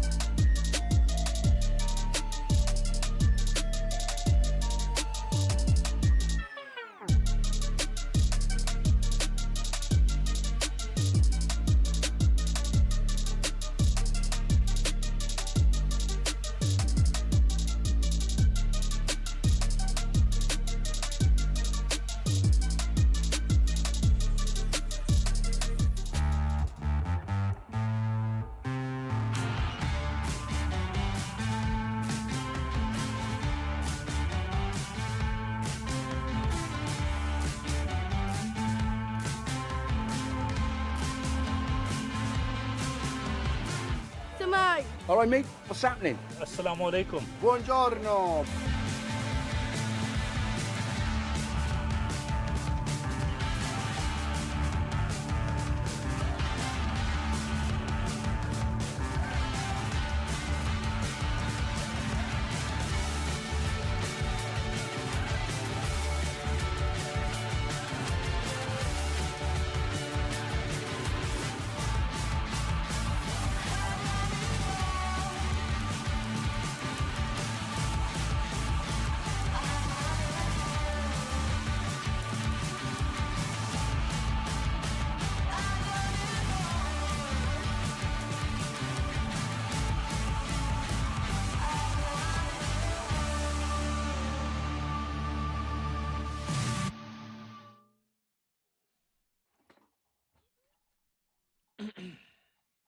Welcome back to the Welsh Esports League Season 10 Rocket League Groups action. Now, so far, it's been, I think, a day of destruction. Is that fair to say? We've had all 3-0s. We haven't had any close games, but this next one, I think it's going to be a lot closer.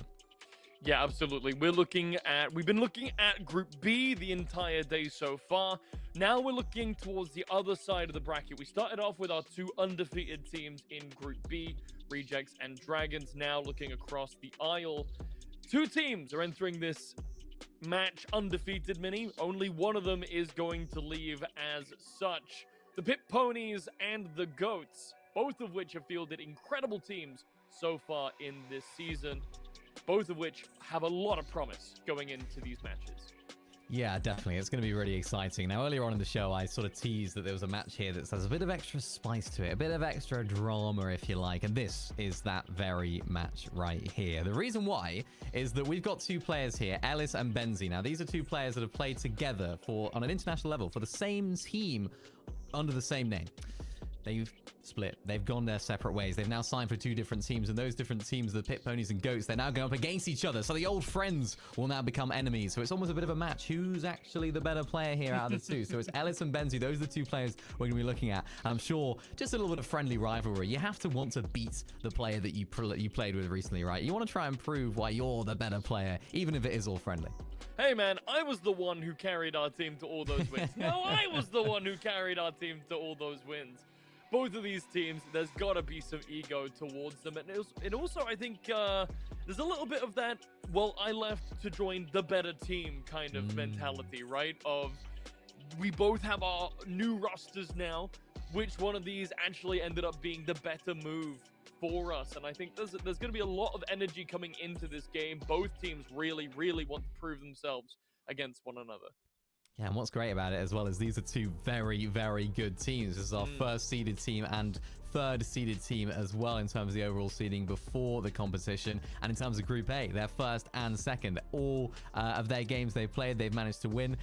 They've also scored the same amount of goals. They both scored 18 goals in all of those games as well. Only the GOATs have actually conceded 1 goal. So their difference is very, very similar as well in, of course, 18 and 17. So seems like this is going to be an absolute worldie of a match, and I can't wait to get right into it. Let's just hope it doesn't go the way of our first match of the day, Mini. I'm hoping for more than a 3-0. Pit Ponies and Goats, give us a good show. Let's hope it's not a dog and pony show, or a goat and pony show, I guess would be the more apt version of that. Let's get into it. This is it. Old friends become enemies in this game where things are really about to go down. Not only do we have the rivalry of Ellis versus Benzie, we also have the clash of two of our best teams to come out of Group A. This is important on so many different levels for so many different reasons, and they already clash, as it's now all up to the Pit Ponies in the blue and the Goats in the orange to show what they can do. Yeah, I do love high-level Rocket League. You can tell by the positioning. Everyone immediately enters the stratosphere as they try and vie for position. Zerg here has been a staple player of the Pit Ponies for such a long time. By Pit Ponies, I of course mean goats. They're both quadrupedic animals. Who's to tell the difference? Yeah, exactly. That's an early start, though, here for the Goats. Four-legged creatures themselves have managed to find themselves a fantastic early start. And look at this from Zergrush. That is great. Knocking it off the top of the ceiling to then recover and reclaim that goal. Really nicely done. Only 30 seconds into this game, it's already got off to a fantastic start, and some high-level Rocket League, some high-level goals have already been on display. Pit Ponies looking a little sluggish right now because Lewis is clear on goal with too much momentum for them to catch up with a back-to-back 13-second blitzer of a goal. Really great work right there from Ulis. That's fantastic work from him. Just getting that that ability just to pounce, you know, didn't actually question it whatsoever. And that's a really nice start from the Goats, the team that, remember, are actually in second place in the group because, of course, they did concede that goal. But, of course, the Pit Ponies are no slouch either. That's a fantastic goal already here from Bits, and really nice work there from the left-hand side to bring it onto the center. And Zergrush was not able to react in time, but who was there? It was Bitson already on the attack. So what looked like a bit of one-way traffic here, like we've seen in a lot of the games, it's not the case. Pit Ponies are definitely here to play. Well, the gap has closed, but that doesn't mean, there's that word again, the gap has gotten tighter. And doesn't mean that either of these two teams are ready to throw in the towel. However, 3 minutes and 55 seconds left into the game, and the Pit Ponies are off to the races. Ball firmly in orange territory. Lewis looking to square it away, but it could get tackled away. Hodge not quite on the mark. B has to go up into the sky here, pinches it off the top. Zerg catches it midair, and we're back to this pass, back and forth. Both teams vying for possession. Yeah, nice work there from Ben. And remember, the rivalry here is super important for so many reasons as well. Hodge there just missing the ball. Bitson does pick up the piece as well. Ben can clear it onto the other side of the pitch. Now, this could be a huge opportunity for Pit Ponies, but no, look at that. Ellis deals with it exceptionally well. Not only does he deal with it, he gets it on target as well, catching the Pit Ponies off guard and tilting the balance back in the way of the Goats. It's moments like that. It's moments of brilliance that you need from your team, and Ellis is the creator of it. How do you even calculate that in your brain? What levels of mental geometry do you have to physically materialize to set up pinches that effective? Now, Hodge potentially with a shot on to the Goat's goal, but not quite, especially with his teammate getting demoed right in front of him. Just not enough manpower to muscle through the combined strength of the Goats. But Bitson here in the sky gets a good reset off the back wall. Hodge is not quite there to push it in. B is though, but no position gained. Through into the middle, and it's a shot through from Ellis. Bitson has to be able to find it. He does. And it's so back and forth with these teams. It's so back and forth. Every single attack almost seems like a huge chance in itself. As Aulus now getting towards the back of the pitch. It does seem to be a bit scrappy here at the back. Who can make the most of it? Can it be Pit Ponies? It can. As Hodge gets the goal to bring it back to 2-3. The Goats have had a little bit of leeway, but now that lead has been shrunk just to 1 goal. And that's really nicely done from Hodge yet again, just to pounce on that opportunity. No hesitation whatsoever. This game, this match, this series is going to be super close. Yeah, absolutely. Both of these teams are really vying. Still Goats in the driver's seat, though, at the moment. Pit Ponies have to try and find one more before Goats can extend that lead even further. At the moment, they're just trailing behind just a little bit. It's not out of the running at all. But if they want to be in for a chance at winning, they need to close the gap. And there it is to even us up 3-3, 2 minutes and 10 seconds left on the board. Lovely, a little flick forward right there from Bitson. It's Aulus that just messes it up there. Just can't quite read the bounce off that wall, and now it's 3-3. This is an exciting game. So many great goals so far, so many for the highlight reel, and we've only in our first game. We've still got 2 minutes left of this particular game as well. Ben can get on the end of this if he can't. It's Zen right there, or Zeg there that's able to clear that through. Carries it forward as well as Hodge intercepts. Bitson's not able to get on the end of that as well. A little bit scrappy here in the half of the Goats, but now a little bit of a moment to breathe, a little bit of a moment to reset. Ellis carries it forward. Zerg controls it and pushes it towards the goal as well. Really nice work from Ellis there just to carry it forward, but Zerg tilts the balance back in the way of the Goats. It feels like the Pit Ponies are still playing catch-up even now. The Goats, I mean, these two teams could not be closer in skill, but the Goats just have that slight momentum advantage. Zerg has been able to push so many of these in,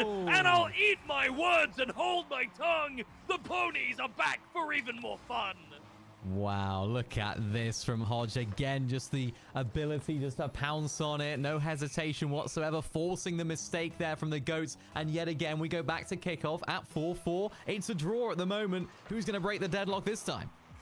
And it's a full scrap in the middle of the pitch. 2 players from each side scrap up against each other. But now, after a decisive, again, 12-second blitzen of a goal, the Pit Ponies find themselves in the lead for the first time this series.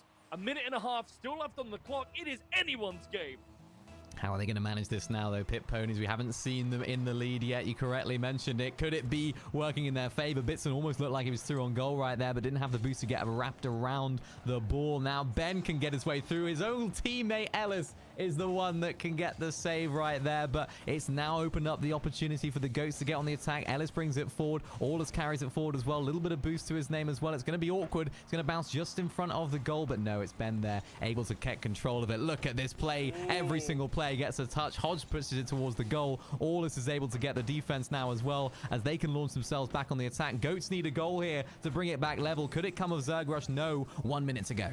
It feels like we're watching night and day between the last matches and this one. The intensity, the speed, the volume of attacks coming through. It almost feels like for every shot on the goal, there's another player right behind it, ready to follow up, and the gap in the top left-hand corner has taken us all the way to Bikini Bottom.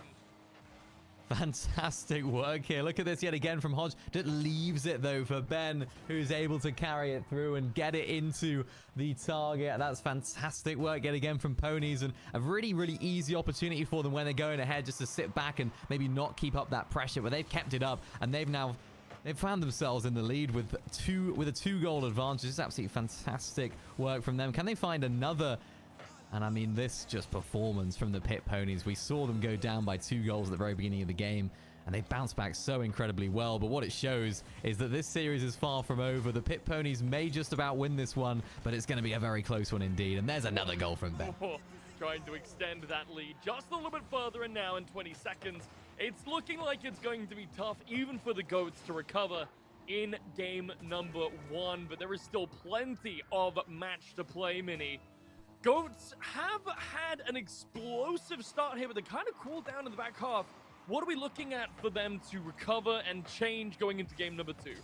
They seem to make the most of these counter-attacks. You can see a lot of the Pit Ponies players, you know, they're making the most of their chances when they're getting through an opportunity right there. And it's moments like that that they need to take advantage of, because it does seem like the more that the game's gone on, you absolutely correctly identified the Pit Ponies have definitely found themselves in a bit of a more advantageous position. They've grown into the game, and for the Goats, they need to try and make sure they can counteract that with a few shots of their own and a few goals. But that was an exceptional first game here in the series, and I'm sure we got more excitement to come as well. I want to highlight that if the game had not have ended just then, the Goats would have suffered another loss, because the Pit Ponies were fully out on goal. Every member of the Goats was all the way up front, and they would have had another shot out there. Whether that was just good timing from the Goats or not, who knows? But a 3-point deficit leading in to game number 2.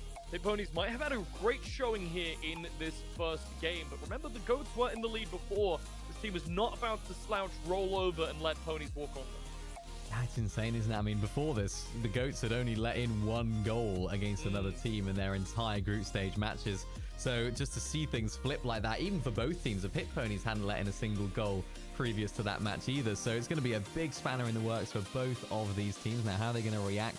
I mean, we saw Pit Ponies doing incredibly well. Lots of attacks, lots of fluidity in their attacks as well. Seemed to be very sort of decisive about how they went for goals and really took their chances really well. But for the Goats, they just need to keep that defense going. It seemed like they had it at the beginning of the game. They had that consistency, they had that solidity, but it sort of fell apart a little bit. So now a lot of questions need to be answered here for the Goats to keep this thing close, because this could be an all-timer of a series. Starting off straight away, a free ball in the air confirms it. The Goats, yet again, in the first few seconds of the match, find an open goal. And the Pit Ponies have no one in the back to defend. What happened? Blink and you'll miss it. Another early goal here for the Goats. This is fantastic work for them. Again, doing what they are doing fantastically well, which is just finding those early goals. The Pit Ponies did have the response to that, but now the Goats just need to try and take advantage of it. Look at this, though. It's Hodge able to find himself the goal. That's really nicely done from Hodge, and this is what we didn't see in that previous game. Look at that, the redirection. We didn't see that in the first game. We didn't see their response early on, but now we have, and it's already boiling over. We're only 15 seconds in. If the Goats' biggest strength is to knock it out of the park in the first minute or so and then coast off that early win, this is just not going to work against the Pit Ponies, who have already calculated, re-efficiencyed themselves and moved on to stage 2 of the plan. But the Goats, they are not slouching. They don't care. If Pit Ponies can adapt, they're going through and getting another goal. Really nicely done yet again. So again, we didn't see that too much from the Goats. We didn't see them bounce back, but they've done that in this game right here. So already 30 seconds in, it's really getting exciting. And this game is bringing so much excitement, so much drama. But for the Goats, they need this more than the Pit Ponies. They need to keep this close because they need to apply that pressure. And it's just so much high-level Rocket League that you can just almost sense every single attack could turn into a goal. Absolutely, yeah. Any single one of these touches. I mean, like I said, it almost feels like there's layers. You see Zerg hit the ball, and almost as soon as Zerg is gone and repositioned, somebody else is behind him to confirm the touch that he's just gone. Right here, look at that, Zerg goes in, Lewis is right behind him to try and confirm something else. B just about manages to get the ball out of dodge, but it's still in a bad position for the Pit Ponies. They need to center this one out a little bit more, and B is going to do just that. Lewis is in the sky, trying to find a bit more position. The Pit Ponies down the pitch, trying to find more. Hodge tries to beat Ellis, but it's not going to work out. Through it goes, but he's coming in a little too hot. Yeah, not quite there. I think it was Ellis there that just got demoed, but no, look at this. A response there from Ellis. A lovely save from the Pit Ponies to keep themselves alive right here. They needed that to keep themselves within touching distance of the Goats, who have been performing very well in this game. It's almost a different team to what we saw in that very first game. We saw a lot of defense from them. Now we're seeing so much more on the offense from the Goats, but they still need to take advantage of those chances because we know how good the Pit Ponies can be. Ben getting a chance carved out as well, not able to materialize, but Hodge picks up the ball. Really nice work there to just get rid of the ball and sort out the defense that they had, because it was just been so chaotic for the Goats at the back, but they're able to take advantage of the attacks, which is what we wanted after that first game. Lovely shot from Zerg, not going to materialize. It's Hodge there again, and every single one of these attacks, you never know what's going to happen. But you got to appreciate the heads up there from Zerg. Not only did he get the positioning, but he also predicted the exact angle Hodge was going to hit it back out. Yeah, he didn't get to the ball in time, but he was on his way there. He knew where it was going to land, and now the Pit Ponies starting to feel the pinch a little bit. 2 minutes left on the clock. There hasn't been any more goals for a while. They need to try and regain this ground and even the score up, or the Goats are going to run away with this. All they have to do is not get scored on, and they're going to win game 2. Yeah, it's just a mental game now. How do you approach that? Do you decide to maybe sit back and relax a little bit more? They can't afford to, because this is what this Pit Ponies team can do. Not only are they good at attack, the defense is super solid as well, and it's just so many saves back to back from Pit Ponies. They are not backing down. Another shot goes astray, but can the Goats find another rebound? They can't. Now look, though, they've overcommitted here, the Goats. This could be an opportunity for the Pit Ponies if it's not for Allers, who's there to defend.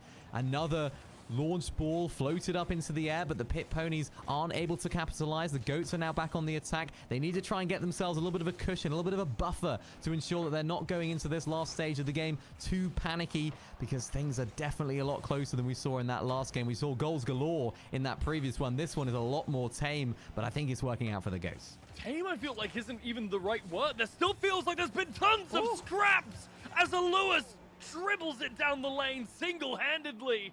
And with a few beautifully placed bounces, beats the defender and pockets 3 for the Goats.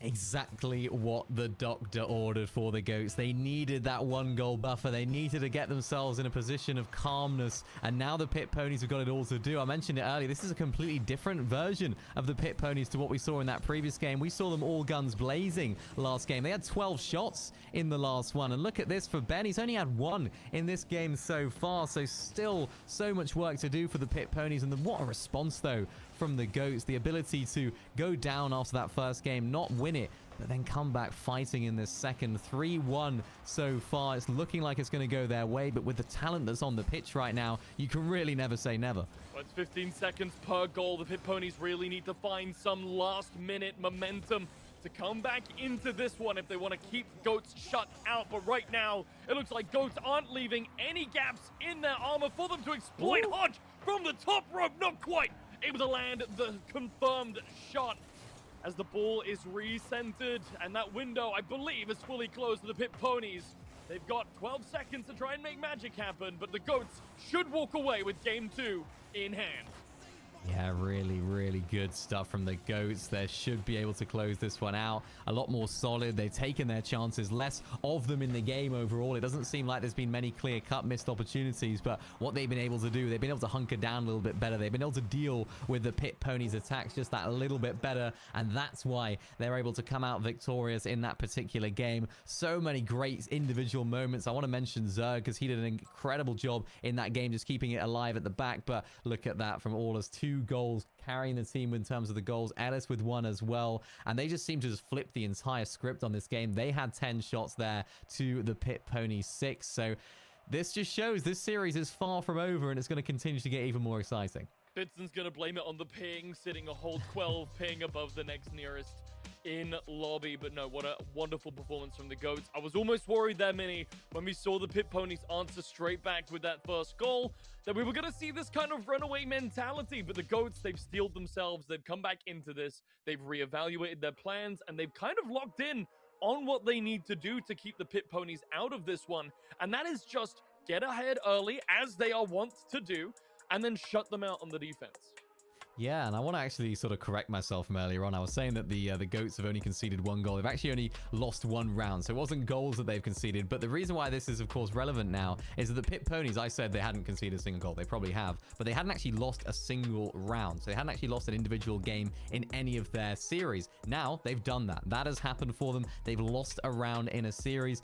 Big questions now. How are they actually going to respond to that? How are they actually going to bounce back and say, ooh, now are we in a position we haven't necessarily been in before in the previous sort of 6 games that we've been playing in? How can we recollect ourselves, recover, reevaluate how we're playing? Because there's not much that they need to change necessarily. I think in that last game, they were a little bit more tame. They weren't necessarily as all guns blazing going crazy, but I think that kind of worked in the favor of the Goats. Maybe a little bit more chaos needed from Pit Ponies, maybe a little bit more risk taking, if you like, because remember, they had 12 shots in that very first game, and it was just so different in that very last one.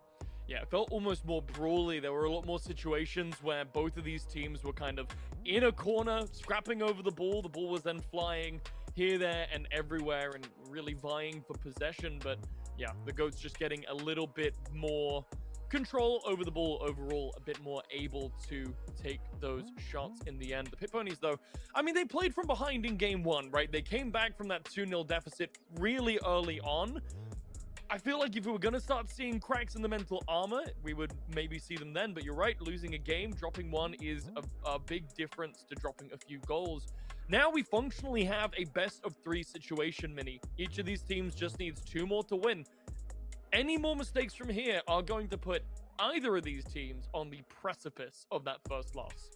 Yeah, and I think you have to imagine that this next game is the most important out of the 3 so far, right? The opportunity to put the pressure on the opponent. If you win this game, you go into this potential last game, and you know it's in your hands. Then, if you win that 4th game, then of course you win the series. So for 2 teams that are so high up on this group that need it so much, that want to put themselves in the best position, then going into the quarters and the semi-finals, and of course then the finals if they make it, this is super duper important. They need to try and get themselves in that first place, and we can really sort of see, I think, in this matchup why both of these teams are in that 1st and 2nd place on the leaderboard, with only 1 round loss between them so far. It just seems like they're just a step above the rest, and from what we've seen in the previous games, that definitely seems to be the case. And now they're clashing heads. It's absolutely excellent Rocket League, and we're going to see yet again another example of that in this 3rd game.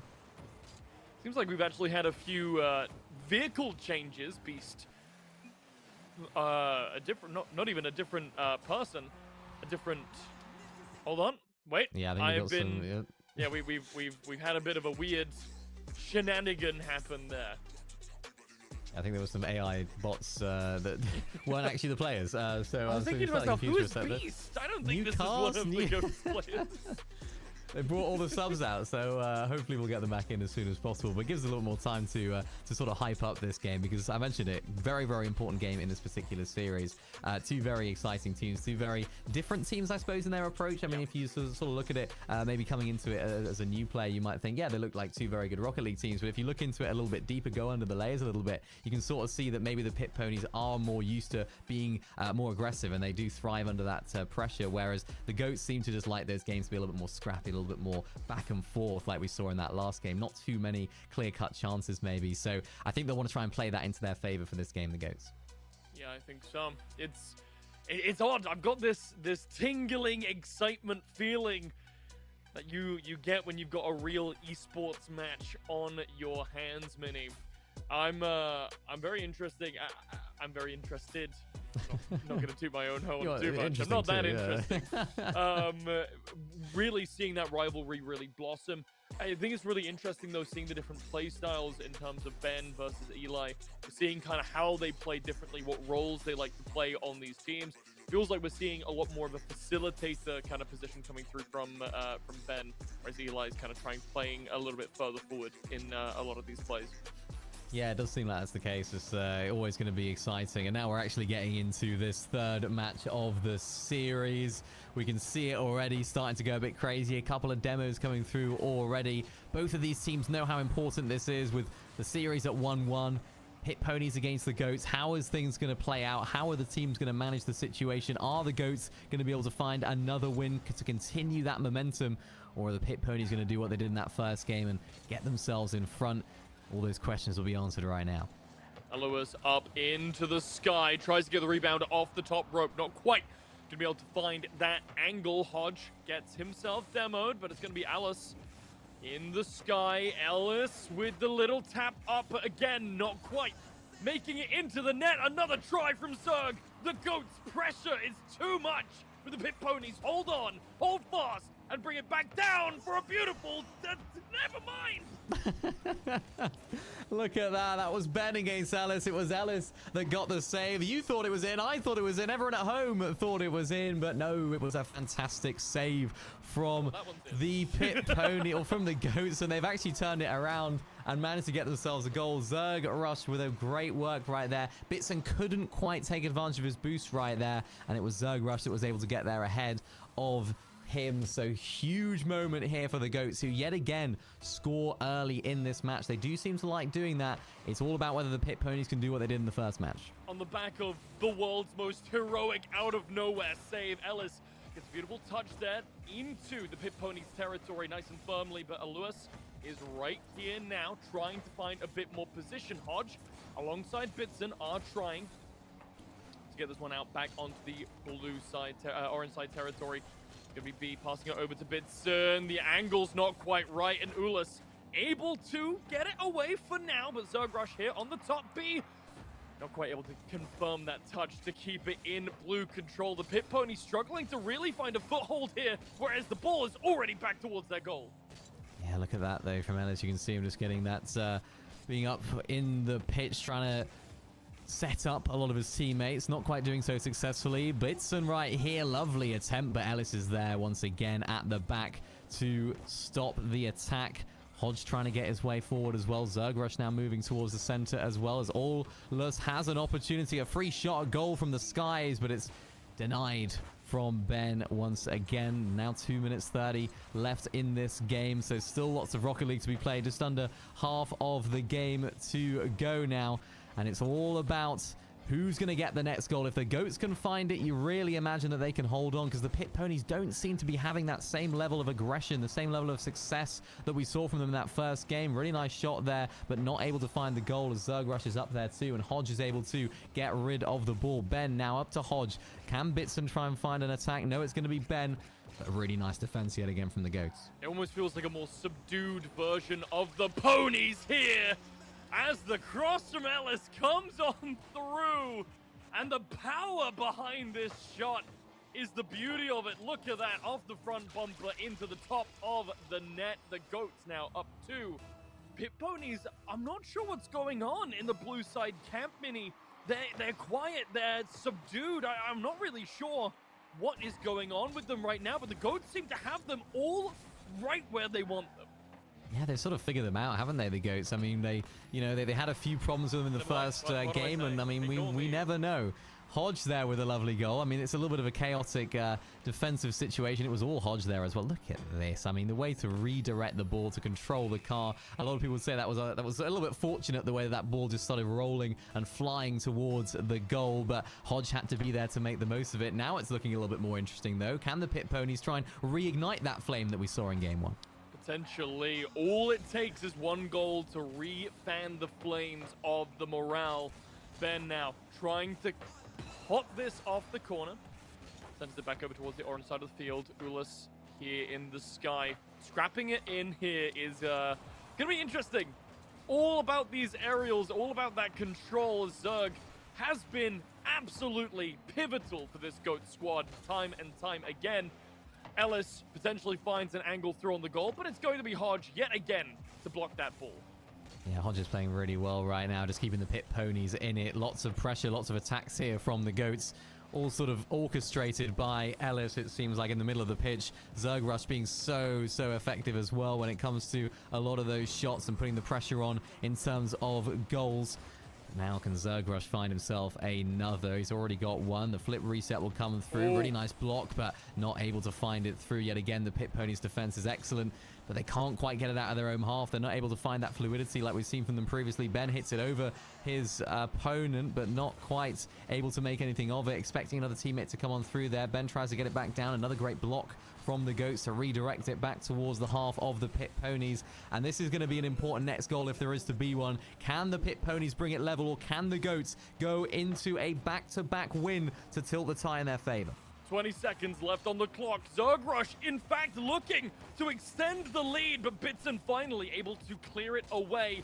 Pit Ponies have 14 seconds to tie this one off and take us to overtime, but it's going to be Zerg yet again to try and clear it up into the sky. Hodge finds the net, the right-hand side wide open, and we are going to overtime, Mini, unless one of these teams can find a 5-second miracle.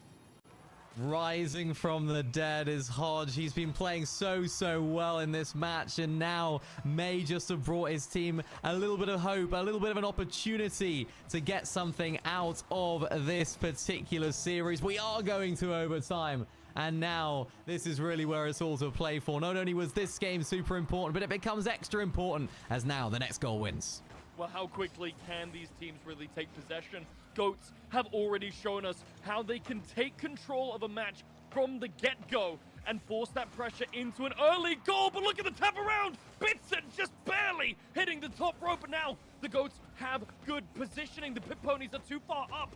Just about able to get back to it, though. Ben, off the top, sets it up for Hodge. Denied, though. Denied again in cross B with a beautiful misdirect, but it's going to get redirected yet again by the orange. Just a completely different complexion to this game right now. Suddenly it's the Pit Ponies that are the ones that are constantly on the attack. The Goats have got it all to deal with. How good are they at dealing with it? It seems like they're doing very well with it so far. Can they catch them on the counter? Now it's Zergrush with a pass. Not quite going to find his teammate, though, to find the goal. It's all down to this next goal, and it looks like the Pit Ponies really are the more likely team to do it. They get another attack off the top. Really nicely done from Ellis to get rid of that as well. Now it's Zergrush flying through the sky. Flip reset. Gets it over the first, can't do anything with the second, as now it's back in their own half, and they've got to scurry on back to try and deal with this, as Ellis does really well. But look at this, the Pit Ponies have the advantage, they have the player advantage, they have the boost advantage, but look who's there. It's Zerg once again to get rid of the ball. So much action, you never know what's going to happen. It just seems to be such good defense. Ellis knocks it forward, Bitson can't quite deal with it, but it's dealt with really well by Hodge. Zerg almost seems to be omnipresent on this pitch. Wherever you look, there's a Zerg rushing towards you. Ellis takes control in the air. It's now solidly back. The redirect from Zerg isn't quite on the mark. Blitzen able to get it out of dodge, but Zerg is back. He's still not letting up on this attack. A second shot, a second save. It's back to the Pit Ponies, and it's back to Ellis for another save, and it's just a consistent deluge of Goats attacks, but Hodge finally has broken through. He gets it up, but it's going to be Ellis to redirect it up over the goal. B comes in to try and help his teammate, but it's not going to be enough, and Bitson can't quite beat the defender, but Hodge can. Wallace with a great shot right there. Redirected back towards the goal. Bitson, everyone's on the line. It's just so chaotic. Now Ben can run through, gets it over. Wallace is going to be too high to get something else on it, as Ellis now once again gets the ball back. Can Zergrush hit this? He misses it. Zergrush with a miss. It doesn't mean anything as of right now, as Ben puts it back in the middle. Nobody there to take advantage, though. Zerg is going to be breathing a sigh of relief right there, as now Wallace is trying to get involved. Zergrush gets the control of that ball, though, but not quite controlling enough, as Pit Ponies now have an attack. Look at that, though. Really great work from Ellis in the middle of the pitch. Allus has to do a bit of defending now as well. It's awkward. It's back towards the goal, but he's dealing with it really nicely indeed, is Allus. A really underrated player in this team. Ben hits it towards goal, and Zergrush doesn't miss that one. It's great work from both teams. It's another shot. It's Hodge again. Hodge with his third goal of the match. He dragged the team out from the dead to bring them into overtime, and he's taken it upon himself to bring them into a victorious position. From being down and out, the Pit Ponies are the winners here. These horses have got some new tricks, and as the Pit Ponies face the concept of dangling over match point, neuron activation occurs. They lock in to take Goats to game number 4. One win for Pit Ponies will send them through clean into the continuing to be undefeated section of the bracket, whereas Goats walk away in shame. They need 2 more in a row to bring this one home. Mini, what a match. We just saw 3 minutes of unfiltered, unrivaled offense, back and forth, save after shot after shot after save.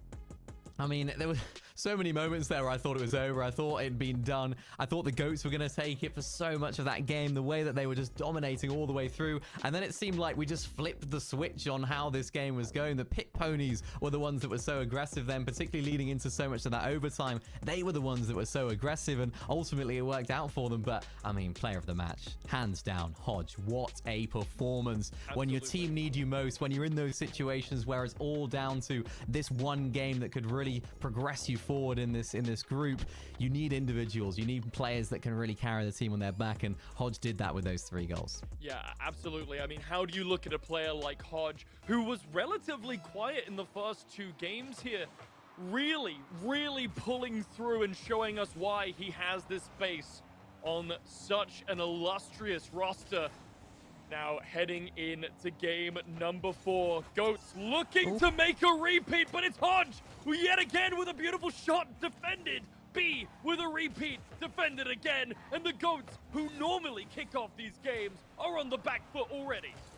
Yeah, they need to try and pick themselves up here, the GOATs. They need to try and find a goal. They need to try and find an attack. They need to find and just relieve some of this pressure that is being applied to them right now. Hodge yet again causing them problems. And although he's not getting a goal this time, he's setting one up beautifully for Bits. And look at this control off of the wall. The flip reset to go straight back to that back wall. And the control, the ability, the read from Bitson, just to know exactly where that's going. It's a great goal here from Pit Ponies, who get themselves into the lead. Strong start into the first game so far in this series, Mini, that we've seen Pit Ponies take control of the first goal. Every other time, it has been down to the GOATs to do that role, to take that pleasure, whatever you want to call it. This is the first time the Pit Ponies have started from ahead, and I think that last match was really what they needed to solidify this energy. Game 2, they felt a bit limp, they felt a bit quiet, but now they're back on form. They've got wind under their wings, and these shots are incredible. B, that bounced low, that would have been a perfect shot. It was close, wasn't it? It was very close, and this is the Pit Ponies that we've seen of game number 1, if you like. Their unrelenting pressure. We've seen it sort of, change. We've seen it adapt. We've seen their play style adapt throughout this series so far, but all they need is one more win. Remember, it's best of 5, but if the GOATs have anything to say about it, they'll be wanting to try and make the most of this game. Really nice shot there from Ellis, but yet again defended well from the Pit Ponies, something that we didn't see them do necessarily as well earlier on, but they've got wind in their sails right now. Absolutely, as Hodge yet again, just on either side of the pitch, just so dangerous no matter what. Ben as well, getting himself involved in the defense and just holding on to this one goal right now. They realize that all they need to do is win this game. With 3 minutes left, they just need to hold on or find some more goals. GOATs on the back foot for the first time, and there's no way that just happened. Off what seemed to be such an innocuous tap from Hodge. No one was expecting it to go in, including me.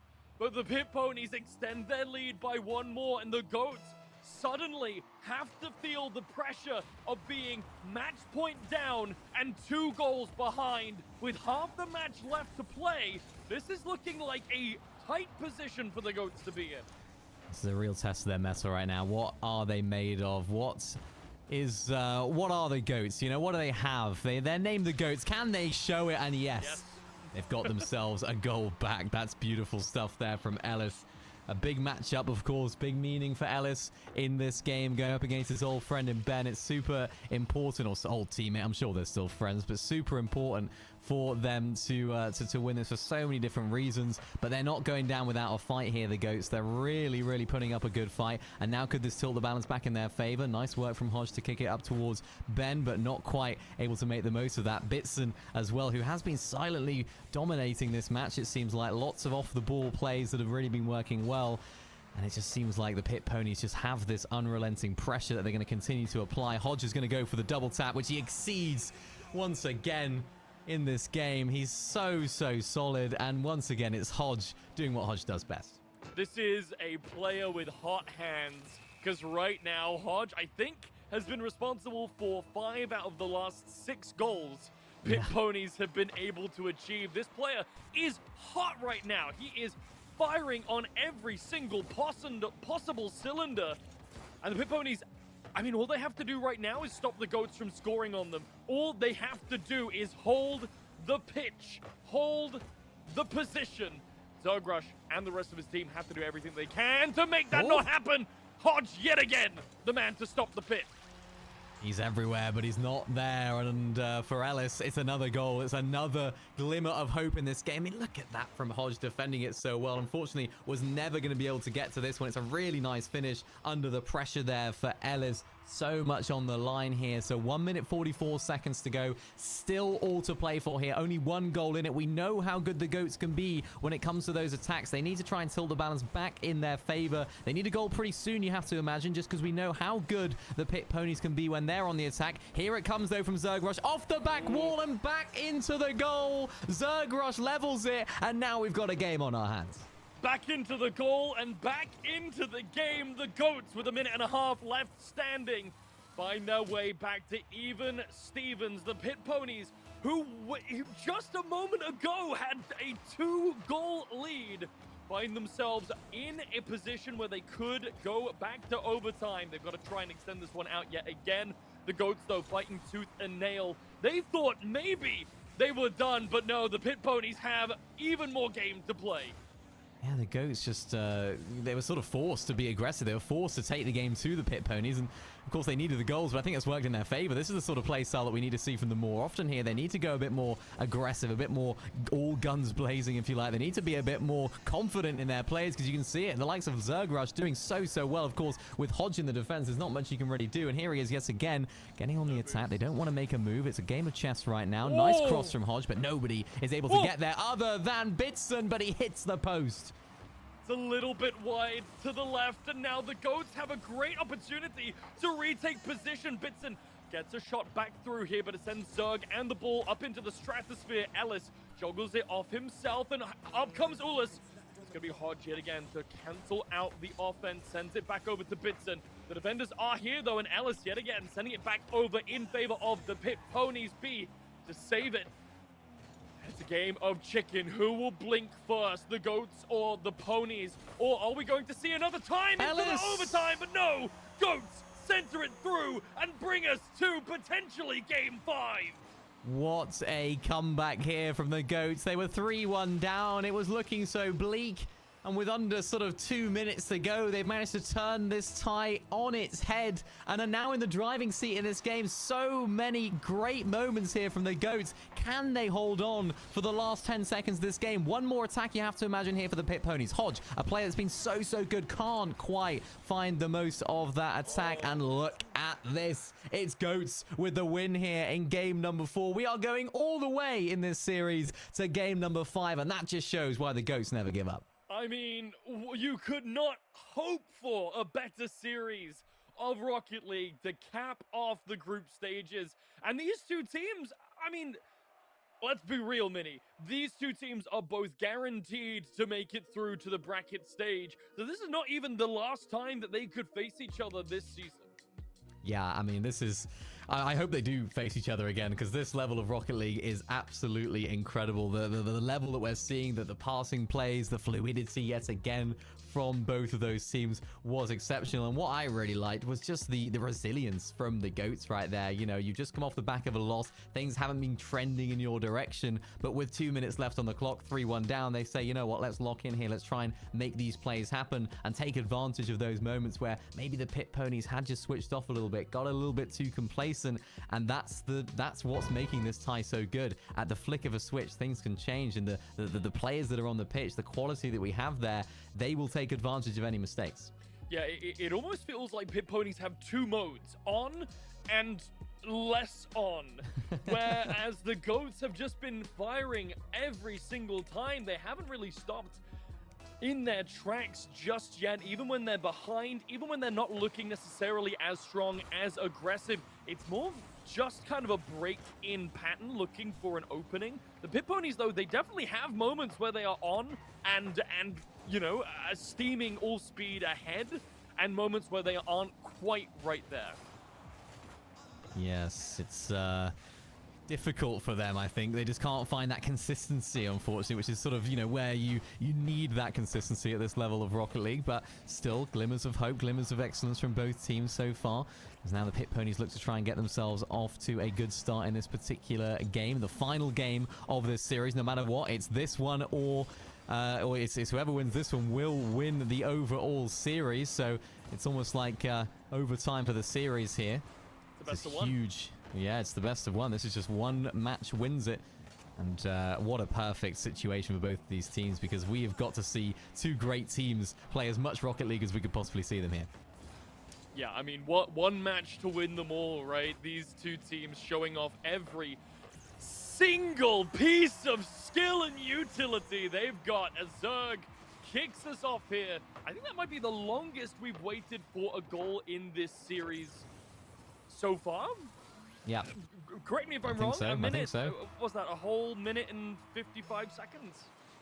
Yeah, I mean, it was a long time, but you know, we've managed to see it, and it's the GOATs that are capitalizing on that pressure and that momentum that they've been able to get from the previous game. That thrill that I'm sure they're experiencing their core right now. They've got to try and recollect themselves, though, ensure that they don't get too ahead of themselves. No. And unfortunately, wow, look at that misplay, a rare mistake from someone that we have been bigging up all series. It's Hodge. He misses the ball. Someone that could almost do no wrong for the first 4 games of this series has made a crucial mistake at a crucial time. I'm imagining the Mission Impossible sweat drip down the fringe hair landed on the joystick and caused the slightest bit of input error to send him off course. This game, such high intensity. Ooh. I think that tap might just make it in. It does.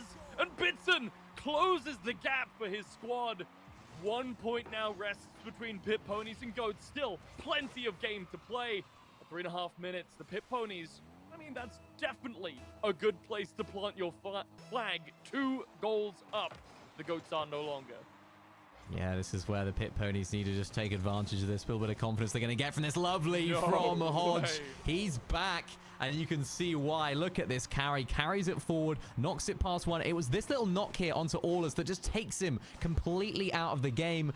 Easy goal for Bitson. We've seen that so many times, that combination, Hodge into Bitson, and it was that knock there from Hodge just to bump him out of the way was really, really important. And now we're back to all square.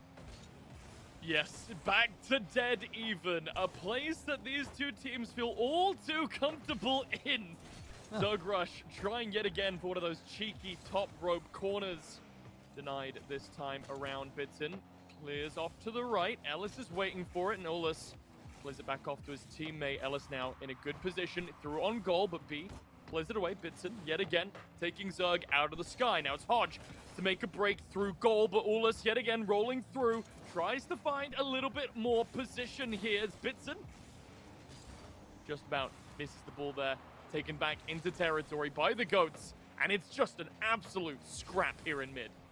It really is. I mean, we need some individuals to show what they can do. We saw it with Hodge, and again, we saw it in some of the scrappy games earlier where individuals matter. I think in this game, it matters as much as well when it's just that individuality, whether it's a mistake or a fantastic goal. That's what's going to make the difference here as we go into our last 2 minutes of this match, and indeed of the series, potentially, if we don't go into overtime. But with how this is looking, it could well do that. Ellis knocks it over. Well, could it go in? No, just hits the underside of the crossbar, and Hodge is there to recover. Fantastic work here from Ben just to carry it forward. Really nice work as Ellis gets the knock on forward as well. Can't quite materialize into a goal, and you can see that both teams, they really want this. They don't want this to go to overtime. They don't want the pressure. They want to win it now.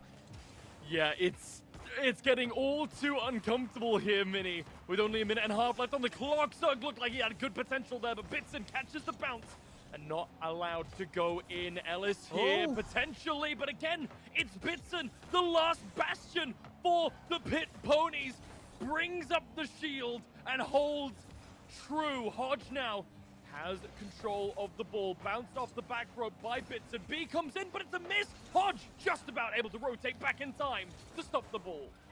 Safe as houses. Hodge, fantastic work so far. Zerg is able to intercept as well, so not able to find any love in the air is Hodge, but both teams having their moments, having their chances. If it's not for the brilliance of the defense from both of these teams, it is all over. But what this tie has taught us so far is it can never be over. 2-2, 50 seconds left on the clock. Is this going to go to overtime? Only time will tell, and it's just all down to that one chance. You have to imagine all it takes is one big chance for either of these teams, one misplay, one mistake for one of these players, and it could now be all over. Zerg deals with that really well. Ben recollects it as well, puts it back into the middle. It's Hodge yet again with a crucial goal, and one that could tilt it back in the way of the Pit Ponies, who've been under so much pressure, not just in this game, but in the series overall. And Hodge is there, rising high to the occasion.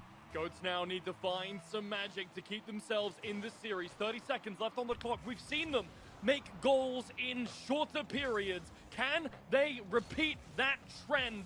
Ullus up into the sky, Hodge to deny it. They really want to keep this ball on the orange side of the field. The longer that they can delay the Goats from getting any sort of aggressive potential, the better it is for the Pit Ponies. And with the countdown on the clock, it's going to take a miracle with the Pit Ponies dribbling it through. B has a line, and he scores to close out the game. Pit Ponies surely will take the win.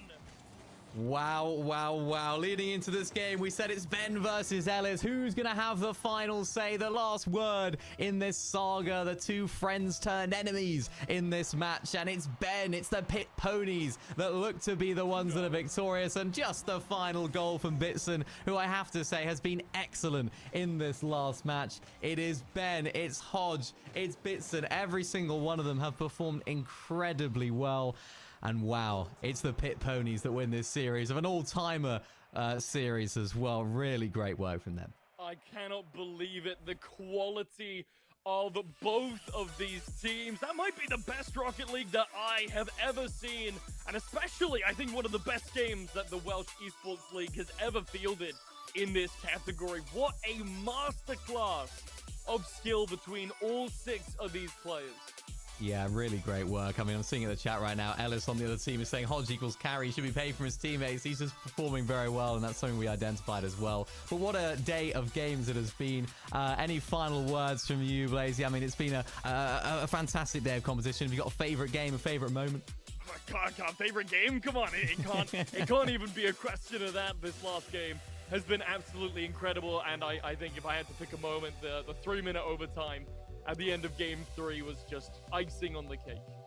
Yeah, we seem to have a lot of crazy moments today. Lots of sweeps at the beginning of the day, and then we just had the cherry on the top of the day, which was that very last game. GG's to all of the players that took part today. Thank you all so much for watching here for the Welsh Esports League Season 10. Now we go into the bracket stage of the competition, so I'm sure there's lots more to look forward to in the coming weeks as well. Thank you all for watching us here today, though. We'll see you very soon for some more Rocket League action. Goodbye.